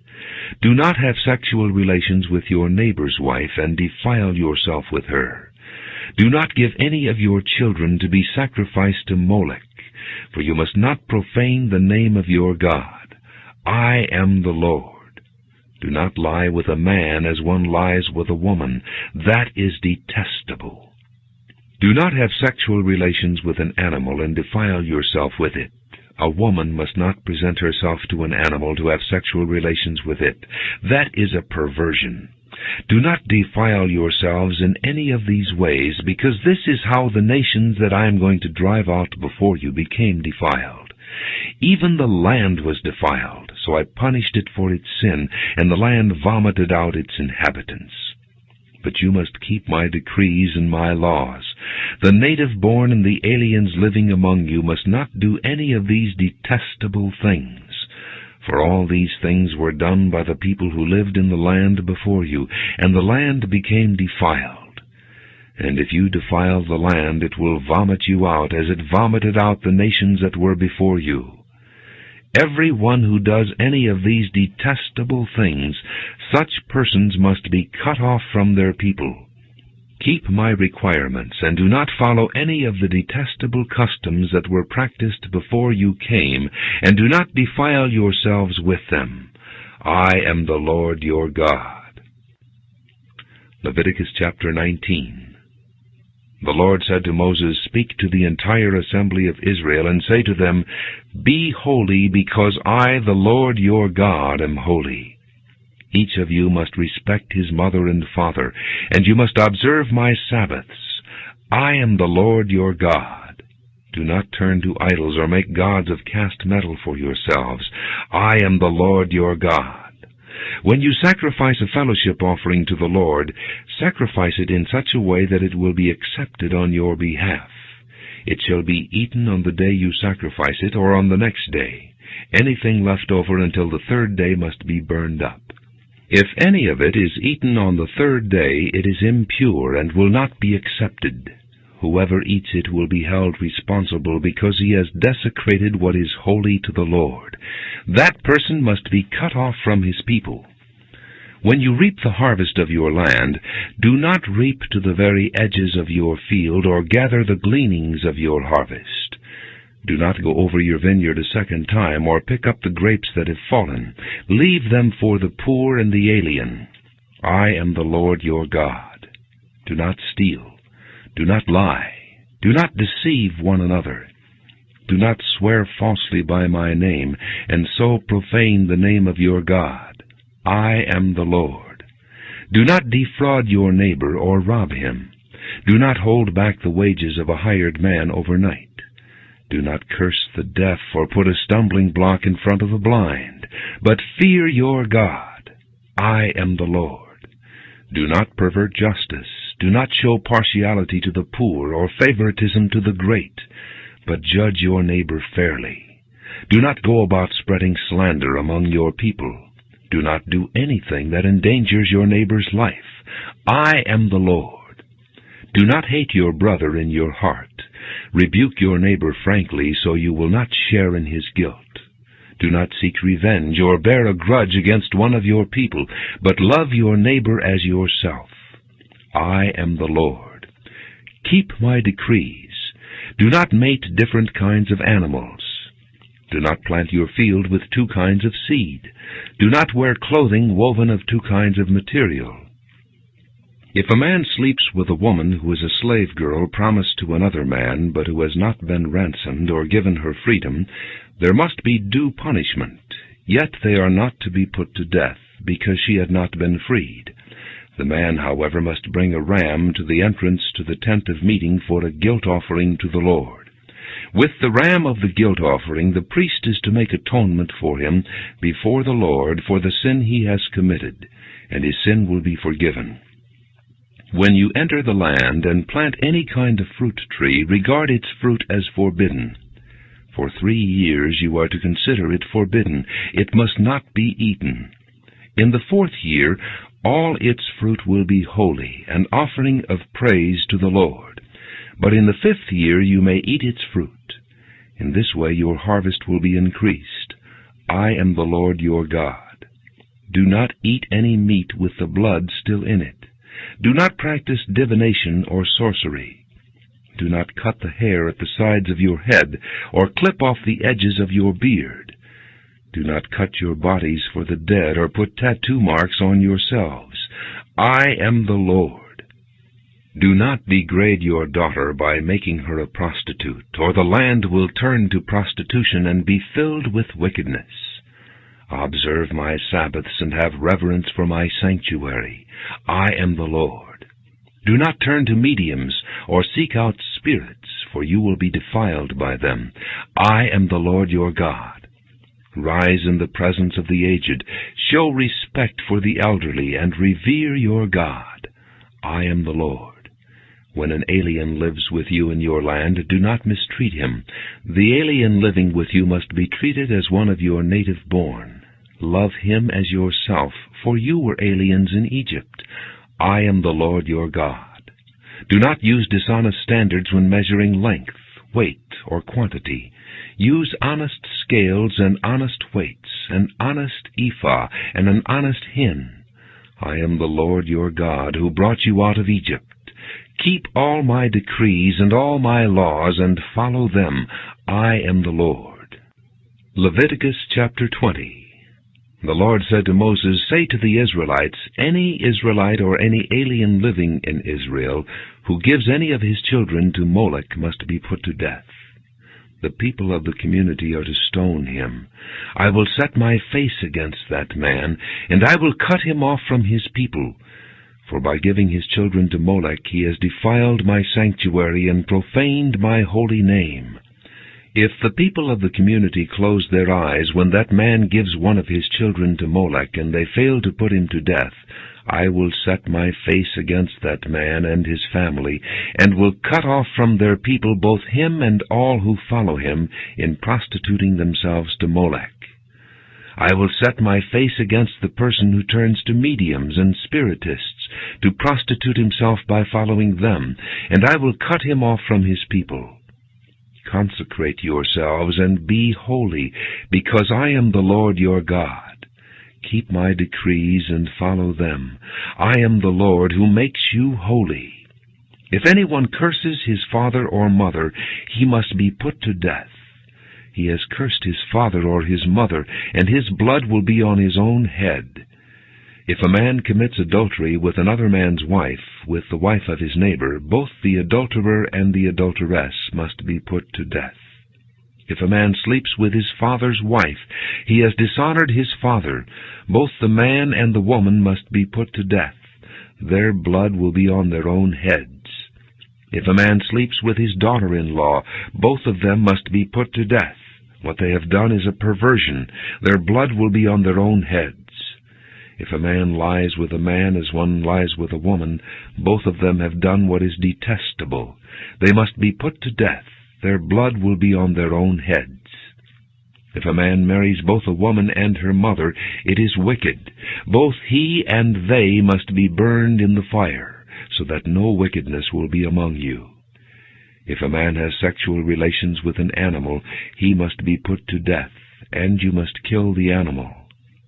If a woman approaches an animal to have sexual relations with it, kill both the woman and the animal.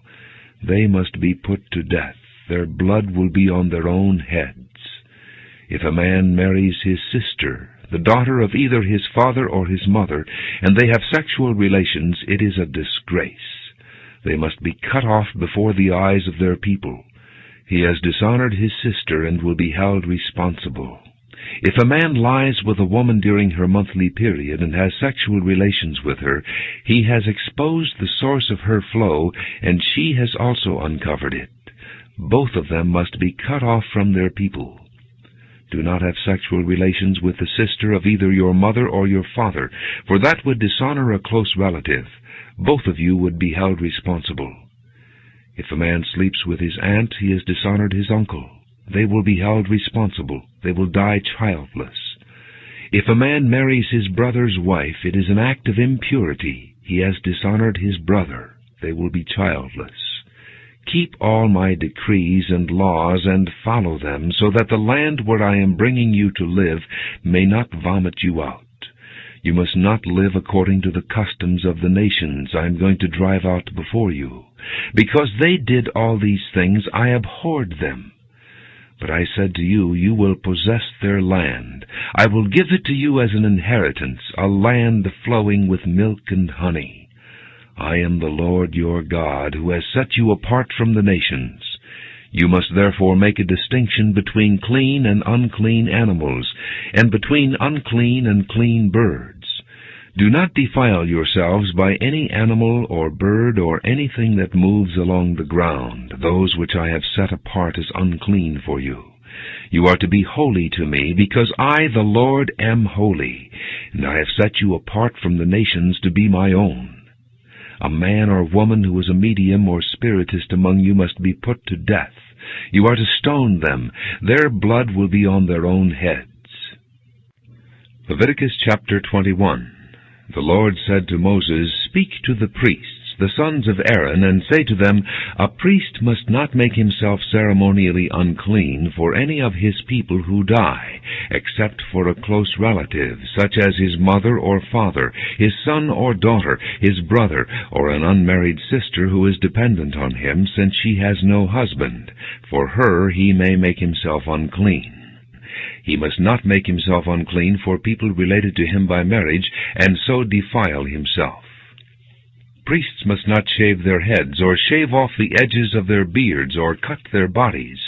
They must be holy to their God, and must not profane the name of their God. Because they present the offerings made to the Lord by fire, the food of their God, they are to be holy.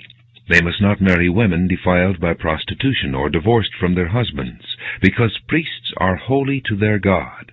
Regard them as holy, because they offer up the food of your God. Consider them holy, because I, the Lord, am holy, I who make you holy. If a priest's daughter defiles herself by becoming a prostitute, she disgraces her father. She must be burned in the fire. The high priest, the one among his brothers who has had the anointing oil poured on his head, and who has been ordained to wear the priestly garments, must not let his hair become unkempt or tear his clothes. He must not enter a place where there is a dead body.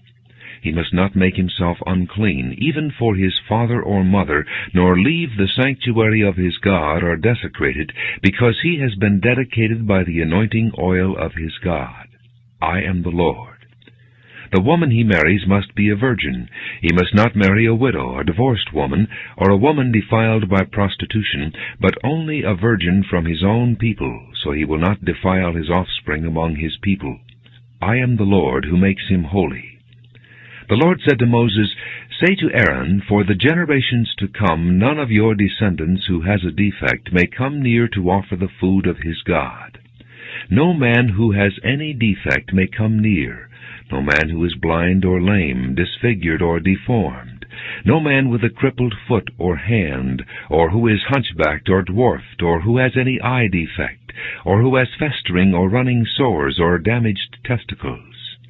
No descendant of Aaron the priest who has any defect is to come near to present the offerings made to the Lord by fire. He has a defect. He must not come near to offer the food of his God.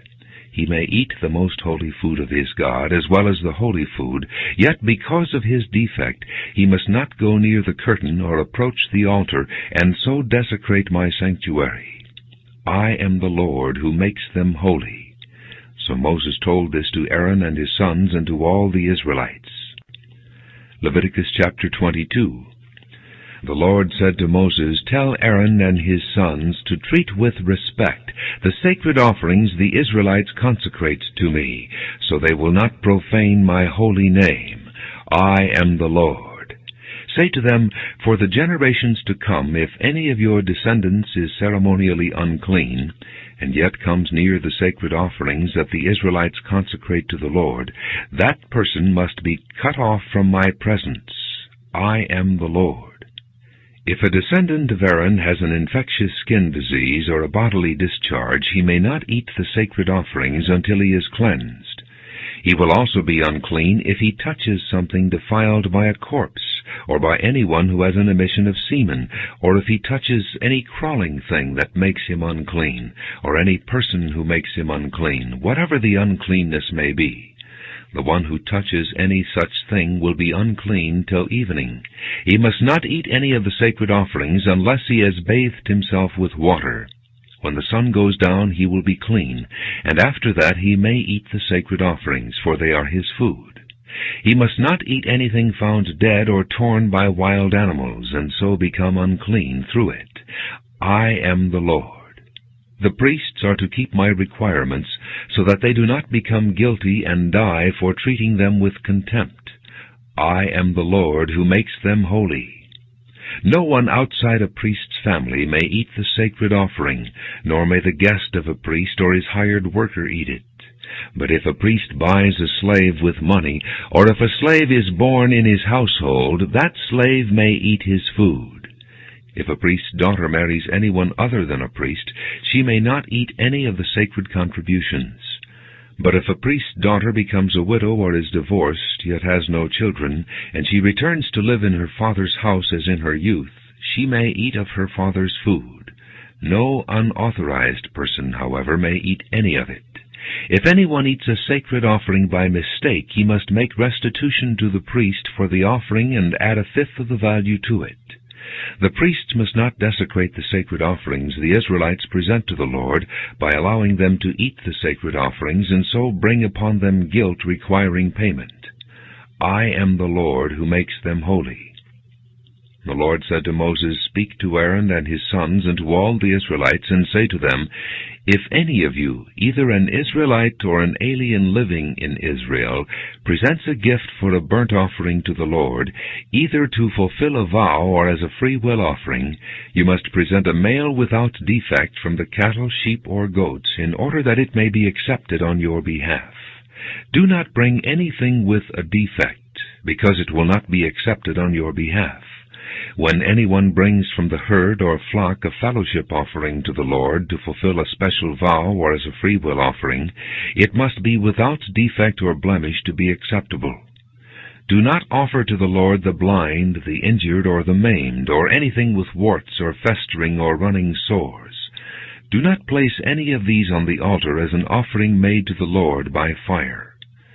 You may, however, present as a free will offering an ox or a sheep that is deformed or stunted, but it will not be accepted in fulfillment of a vow. You must not offer to the Lord an animal whose testicles are bruised, crushed, torn, or cut.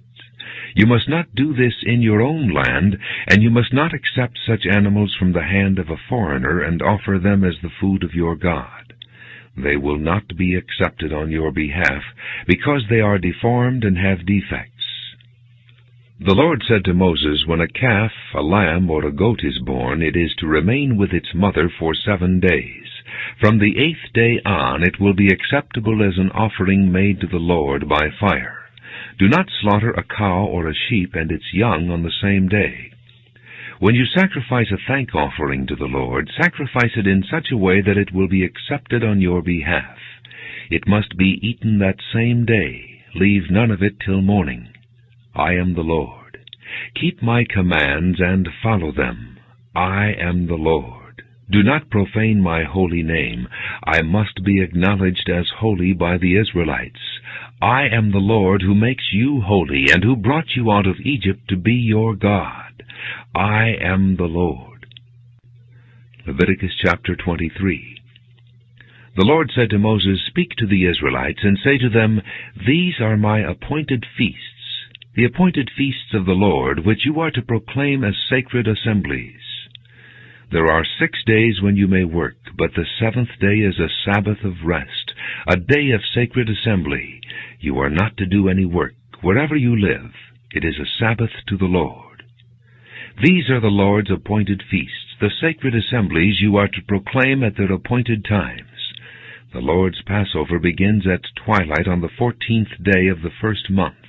On the 15th day of that month the Lord's feast of unleavened bread begins. For 7 days you must eat bread made without yeast.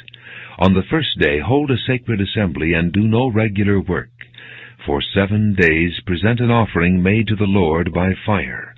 And on the 7th day hold a sacred assembly and do no regular work.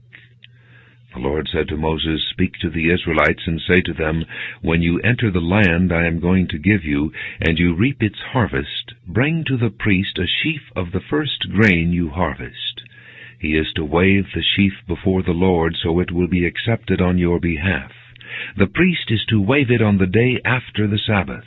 On the day you wave the sheaf, you must sacrifice as a burnt offering to the Lord a lamb a year old without defect, together with its grain offering of 2/10 of an ephah of fine flour mixed with oil, an offering made to the Lord by fire, a pleasing aroma, and its drink offering of 1/4 of a hin of wine. You must not eat any bread or roasted or new grain until the very day you bring this offering to your God. This is to be a lasting ordinance for the generations to come, wherever you live. From the day after the Sabbath, the day you brought the sheaf of the wave offering, count off 7 full weeks. Count off 50 days up to the day after the 7th Sabbath, and then present an offering of new grain to the Lord. From wherever you live, bring 2 loaves made of 2/10 of an ephah of fine flour, baked with yeast, as a wave offering of first fruits to the Lord. Present with this bread 7 male lambs, each a year old and without defect, 1 young bull and 2 rams. They will be a burnt offering to the Lord, together with their grain offerings and drink offerings, an offering made by fire, an aroma pleasing to the Lord. Then sacrifice 1 male goat for a sin offering, and 2 lambs, each a year old, for a fellowship offering. The priest is to wave the 2 lambs before the Lord as a wave offering, together with the bread of the first fruits. They are a sacred offering to the Lord for the priest. On that same day you are to proclaim a sacred assembly and do no regular work. This is to be a lasting ordinance for the generations to come, wherever you live. When you reap the harvest of your land, do not reap to the very edges of your field, or gather the gleanings of your harvest. Leave them for the poor and the alien. I am the Lord your God. And the Lord said to Moses, Say to the Israelites, On the first day of the 7th month you are to have a day of rest, a sacred assembly commemorated with trumpet blasts. Do no regular work, but present an offering made to the Lord by fire. The Lord said to Moses, The 10th day of this 7th month is the Day of Atonement. Hold a sacred assembly, and deny yourselves, and present an offering made to the Lord by fire. Do no work on that day, because it is the Day of Atonement, when atonement is made for you before the Lord your God. Anyone who does not deny himself on that day must be cut off from his people. I will destroy from among his people anyone who does any work on that day. You shall do no work at all. This is to be a lasting ordinance for the generations to come, wherever you live. It is a Sabbath of rest for you, and you must deny yourselves. From the evening of the 9th day of the month until the following evening, you are to observe your Sabbath. The Lord said to Moses, Say to the Israelites, On the 15th day of the 7th month, the Lord's Feast of Tabernacles begins, and it lasts for 7 days. The first day is a sacred assembly. Do no regular work. For 7 days present offerings made to the Lord by fire, and on the 8th day hold a sacred assembly and present an offering made to the Lord by fire. It is the closing assembly. Do no regular work. These are the Lord's appointed feasts, which you are to proclaim as sacred assemblies for bringing offerings made to the Lord by fire, the burnt offerings and grain offerings, sacrifices and drink offerings required for each day. These offerings are in addition to those for the Lord's Sabbaths, and in addition to your gifts and whatever you have vowed, and all the free will offerings you give to the Lord. So beginning with the 15th day of the 7th month, after you have gathered the crops of the land, celebrate the festival to the Lord for 7 days. The first day is a day of rest, and the 8th day also is a day of rest. On the first day you are to take choice fruit from the trees, and palm fronds, leafy branches, and poplars, and rejoice before the Lord your God for 7 days. Celebrate this as a festival to the Lord for 7 days each year. This is to be a lasting ordinance for the generations to come. Celebrate it in the 7th month. Live in booths for 7 days. All native-born Israelites are to live in booths, so your descendants will know that I had the Israelites live in booths when I brought them out of Egypt. I am the Lord your God. So Moses announced to the Israelites the appointed feasts of the Lord. Leviticus chapter 24. The Lord said to Moses, Command the Israelites to bring you clear oil of pressed olives for the light, so that the lamps may be kept burning continually. Outside the curtain of the testimony in the tent of meeting, Aaron is to tend the lamps before the Lord from evening till morning continually. This is to be a lasting ordinance for the generations to come. The lamps on the pure gold lampstand before the Lord must be tended continually. Take fine flour and bake 12 loaves of bread, using 2/10 of an ephah for each loaf. Set them in 2 rows, 6 in each row, on the table of pure gold before the Lord. Along each row put some pure incense as a memorial portion to represent the bread and to be an offering made to the Lord by fire. This bread is to be set out before the Lord regularly, Sabbath after Sabbath, on behalf of the Israelites, as a lasting covenant. It belongs to Aaron and his sons, who are to eat it in a holy place, because it is a most holy part of their regular share of the offerings made to the Lord by fire. Now the son of an Israelite mother and an Egyptian father went out among the Israelites, and a fight broke out in the camp between him and an Israelite. The son of the Israelite woman blasphemed the name with a curse, so they brought him to Moses. His mother's name was Shelomith, the daughter of Dibri the Danite. They put him in custody until the will of the Lord should be made clear to them. Then the Lord said to Moses, "Take the blasphemer outside the camp. All those who heard him are to lay their hands on his head, and the entire assembly is to stone him. Say to the Israelites, if anyone curses his God, he will be held responsible. Anyone who blasphemes the name of the Lord must be put to death. The entire assembly must stone him. Whether an alien or native-born, when he blasphemes the name, he must be put to death. If anyone takes the life of a human being, he must be put to death. Anyone who takes the life of someone's animal must make restitution, life for life. If anyone injures his neighbor, whatever he has done must be done to him, fracture for fracture, eye for eye, tooth for tooth. As he has injured the other, so he is to be injured. Whoever kills an animal must make restitution, but whoever kills a man must be put to death. You are to have the same law for the alien and the native-born. I am the Lord your God." Then Moses spoke to the Israelites, and they took the blasphemer outside the camp and stoned him. The Israelites did as the Lord commanded Moses. Leviticus chapter 25. The Lord said to Moses on Mount Sinai, "Speak to the Israelites, and say to them, when you enter the land I am going to give you, the land itself must observe a Sabbath to the Lord. For 6 years sow your fields, and for 6 years prune your vineyards and gather their crops. But in the 7th year the land is to have a Sabbath of rest, a Sabbath to the Lord. Do not sow your fields or prune your vineyards. Do not reap what grows of itself, or harvest the grapes of your untended vines.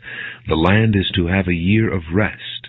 Whatever the land yields during the Sabbath year will be food for you, for yourself, your manservant and maidservant, and the hired worker and temporary resident who live among you, as well as for your livestock and the wild animals in your land. Whatever the land produces may be eaten. Count off 7 Sabbaths of years, 7 times 7 years, so that the 7 Sabbaths of years amount to a period of 49 years. Then have the trumpet sounded everywhere on the 10th day of the 7th month. On the Day of Atonement sound the trumpet throughout your land. Consecrate the 50th year, and proclaim liberty throughout the land to all its inhabitants. It shall be a jubilee for you.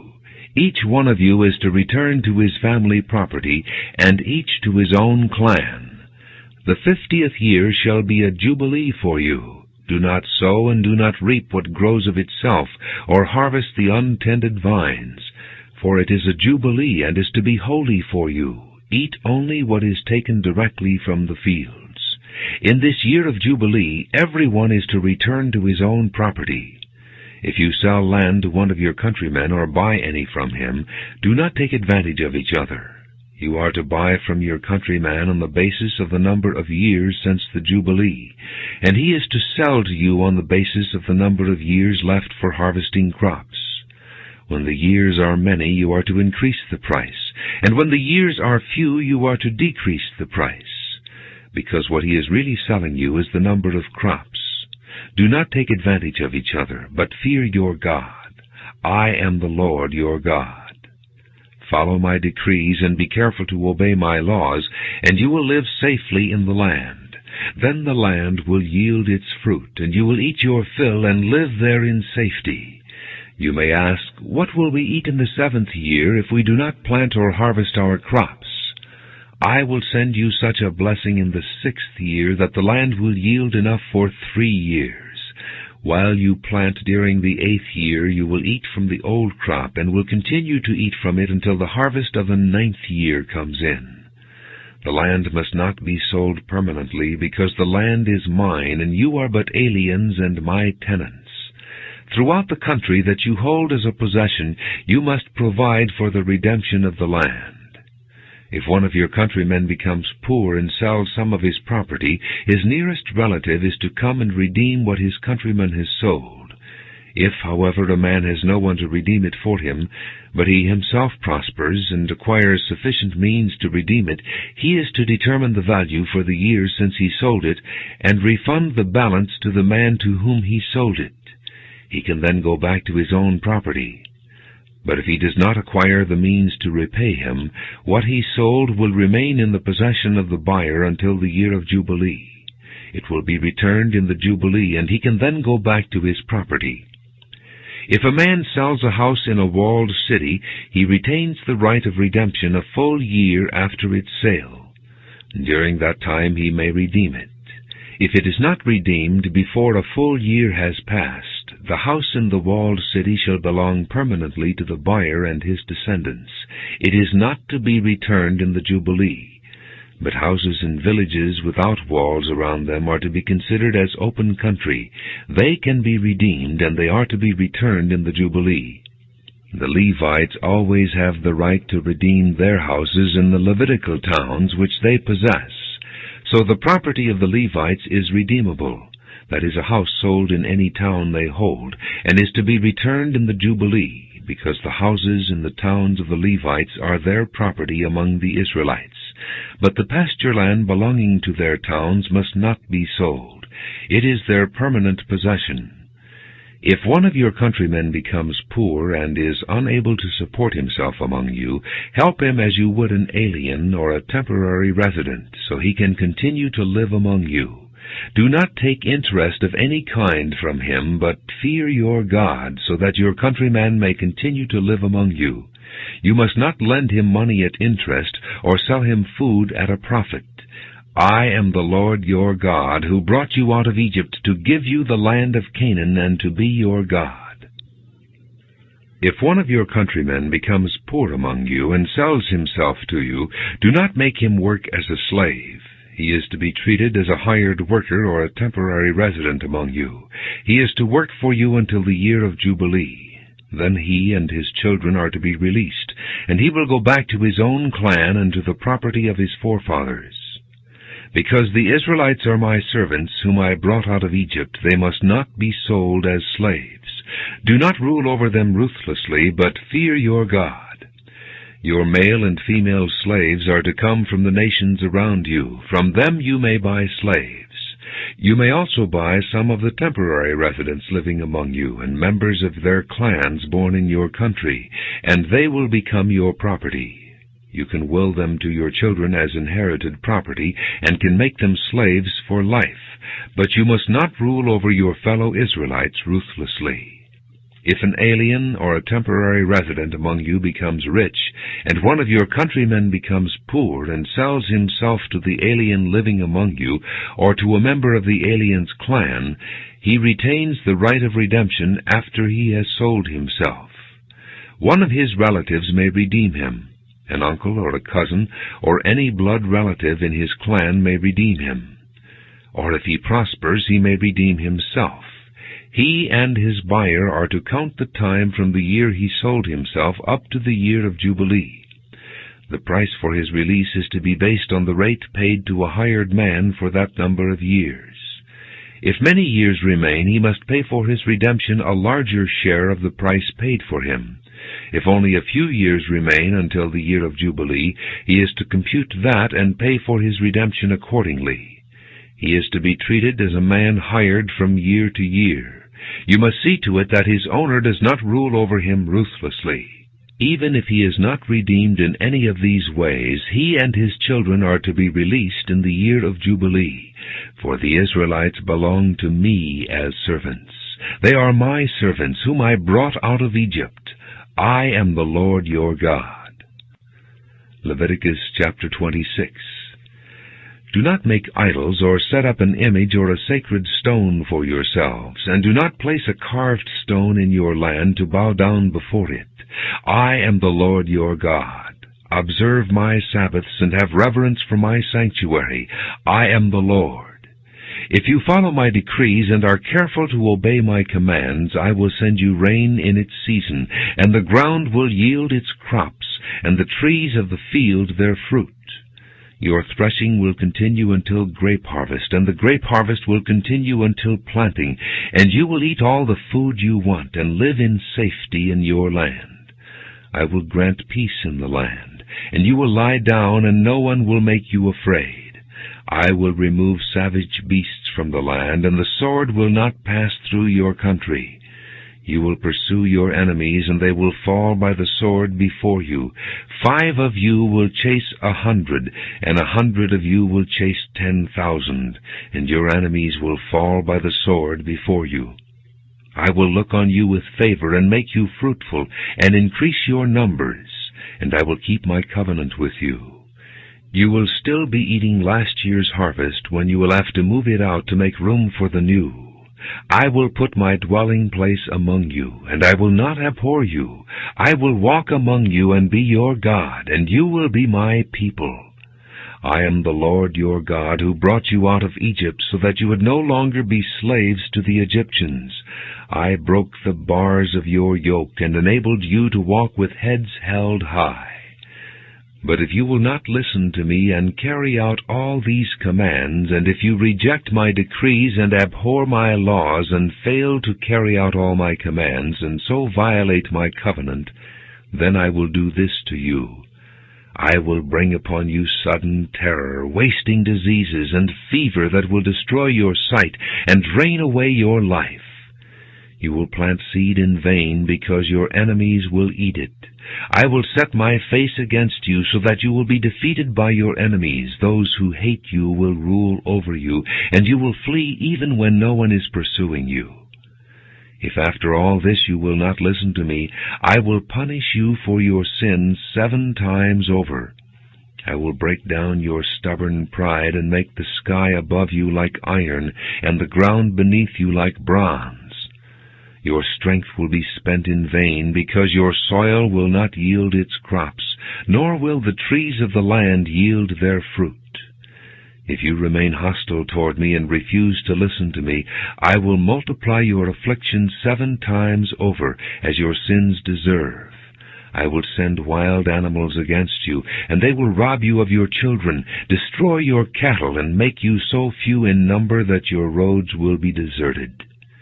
If in spite of these things you do not accept my correction, but continue to be hostile toward me, I myself will be hostile toward you, and will afflict you for your sins 7 times over. And I will bring the sword upon you to avenge the breaking of the covenant. When you withdraw into your cities, I will send a plague among you, and you will be given into enemy hands. When I cut off your supply of bread, 10 women will be able to bake your bread in 1 oven, and they will dole out the bread by weight. You will eat, but you will not be satisfied. If in spite of this you still do not listen to me, but continue to be hostile toward me, then in my anger I will be hostile toward you, and I myself will punish you for your sins 7 times over. You will eat the flesh of your sons and the flesh of your daughters. I will destroy your high places, cut down your incense altars, and pile your dead bodies on the lifeless forms of your idols, and I will abhor you. I will turn your cities into ruins and lay waste your sanctuaries, and I will take no delight in the pleasing aroma of your offerings. I will lay waste the land, so that your enemies who live there will be appalled. I will scatter you among the nations, and will draw out my sword and pursue you. Your land will be laid waste, and your cities will lie in ruins. Then the land will enjoy its Sabbath years all the time that it lies desolate, and you are in the country of your enemies. Then the land will rest and enjoy its Sabbaths. All the time that it lies desolate, the land will have the rest it did not have during the Sabbath you lived in it. As for those of you who are left, I will make their hearts so fearful in the lands of their enemies that the sound of a wind-blown leaf will put them to flight. They will run as though fleeing from the sword, and they will fall even though no one is pursuing them.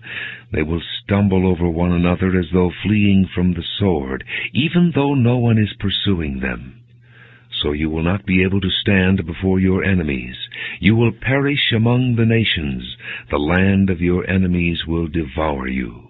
Those of you who are left will waste away in the lands of their enemies because of their sins. Also because of their fathers' sins they will waste away.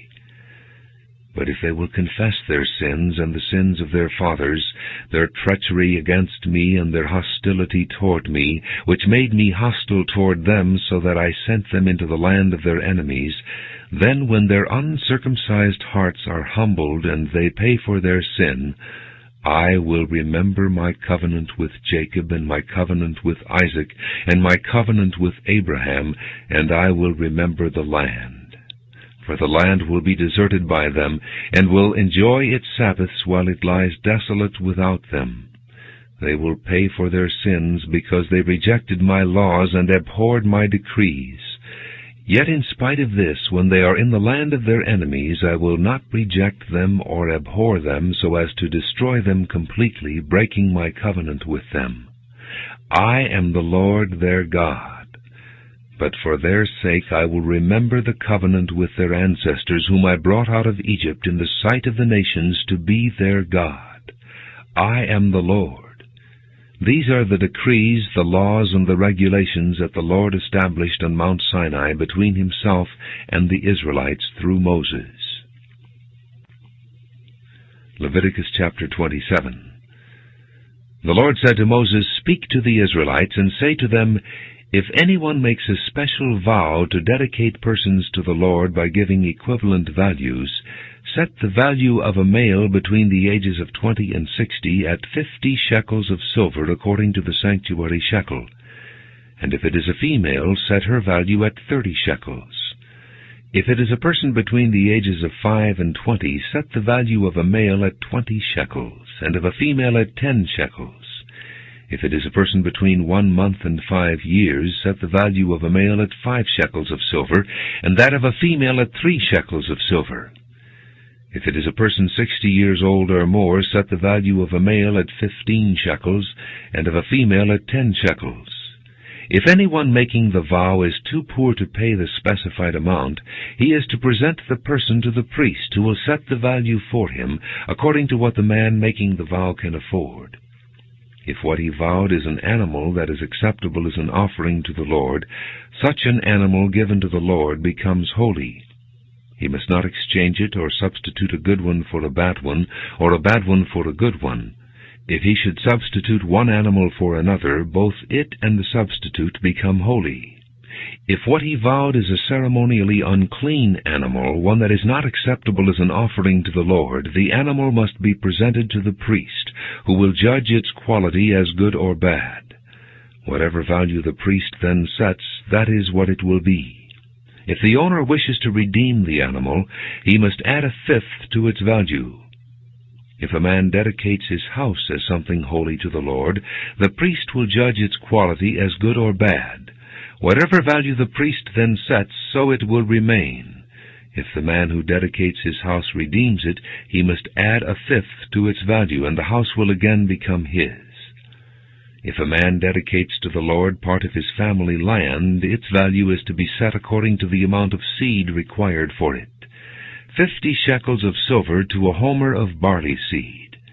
If he dedicates his field during the year of Jubilee, the value that has been set remains.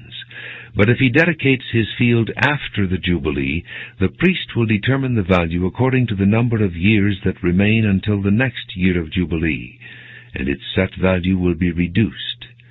If the man who dedicates the field wishes to redeem it, he must add a fifth to its value, and the field will again become his. If, however, he does not redeem the field, or if he has sold it to someone else, it can never be redeemed. When the field is released in the Jubilee, it will become holy, like a field devoted to the Lord. It will become the property of the priests. If a man dedicates to the Lord a field he has bought which is not part of his family land, the priest will determine its value up to the year of Jubilee, and the man must pay its value on that day as something holy to the Lord. In the year of Jubilee, the field will revert to the person from whom he bought it, the one whose land it was. Every value is to be set according to the sanctuary shekel, 20 gerahs to the shekel. No one, however, may dedicate the firstborn of an animal, since the firstborn already belongs to the Lord. Whether an ox or a sheep, it is the Lord's. If it is one of the unclean animals, he may buy it back at its set value, adding a fifth of the value to it. If he does not redeem it, it is to be sold at its set value. But nothing that a man owns and devotes to the Lord, whether man or animal or family land, may be sold or redeemed.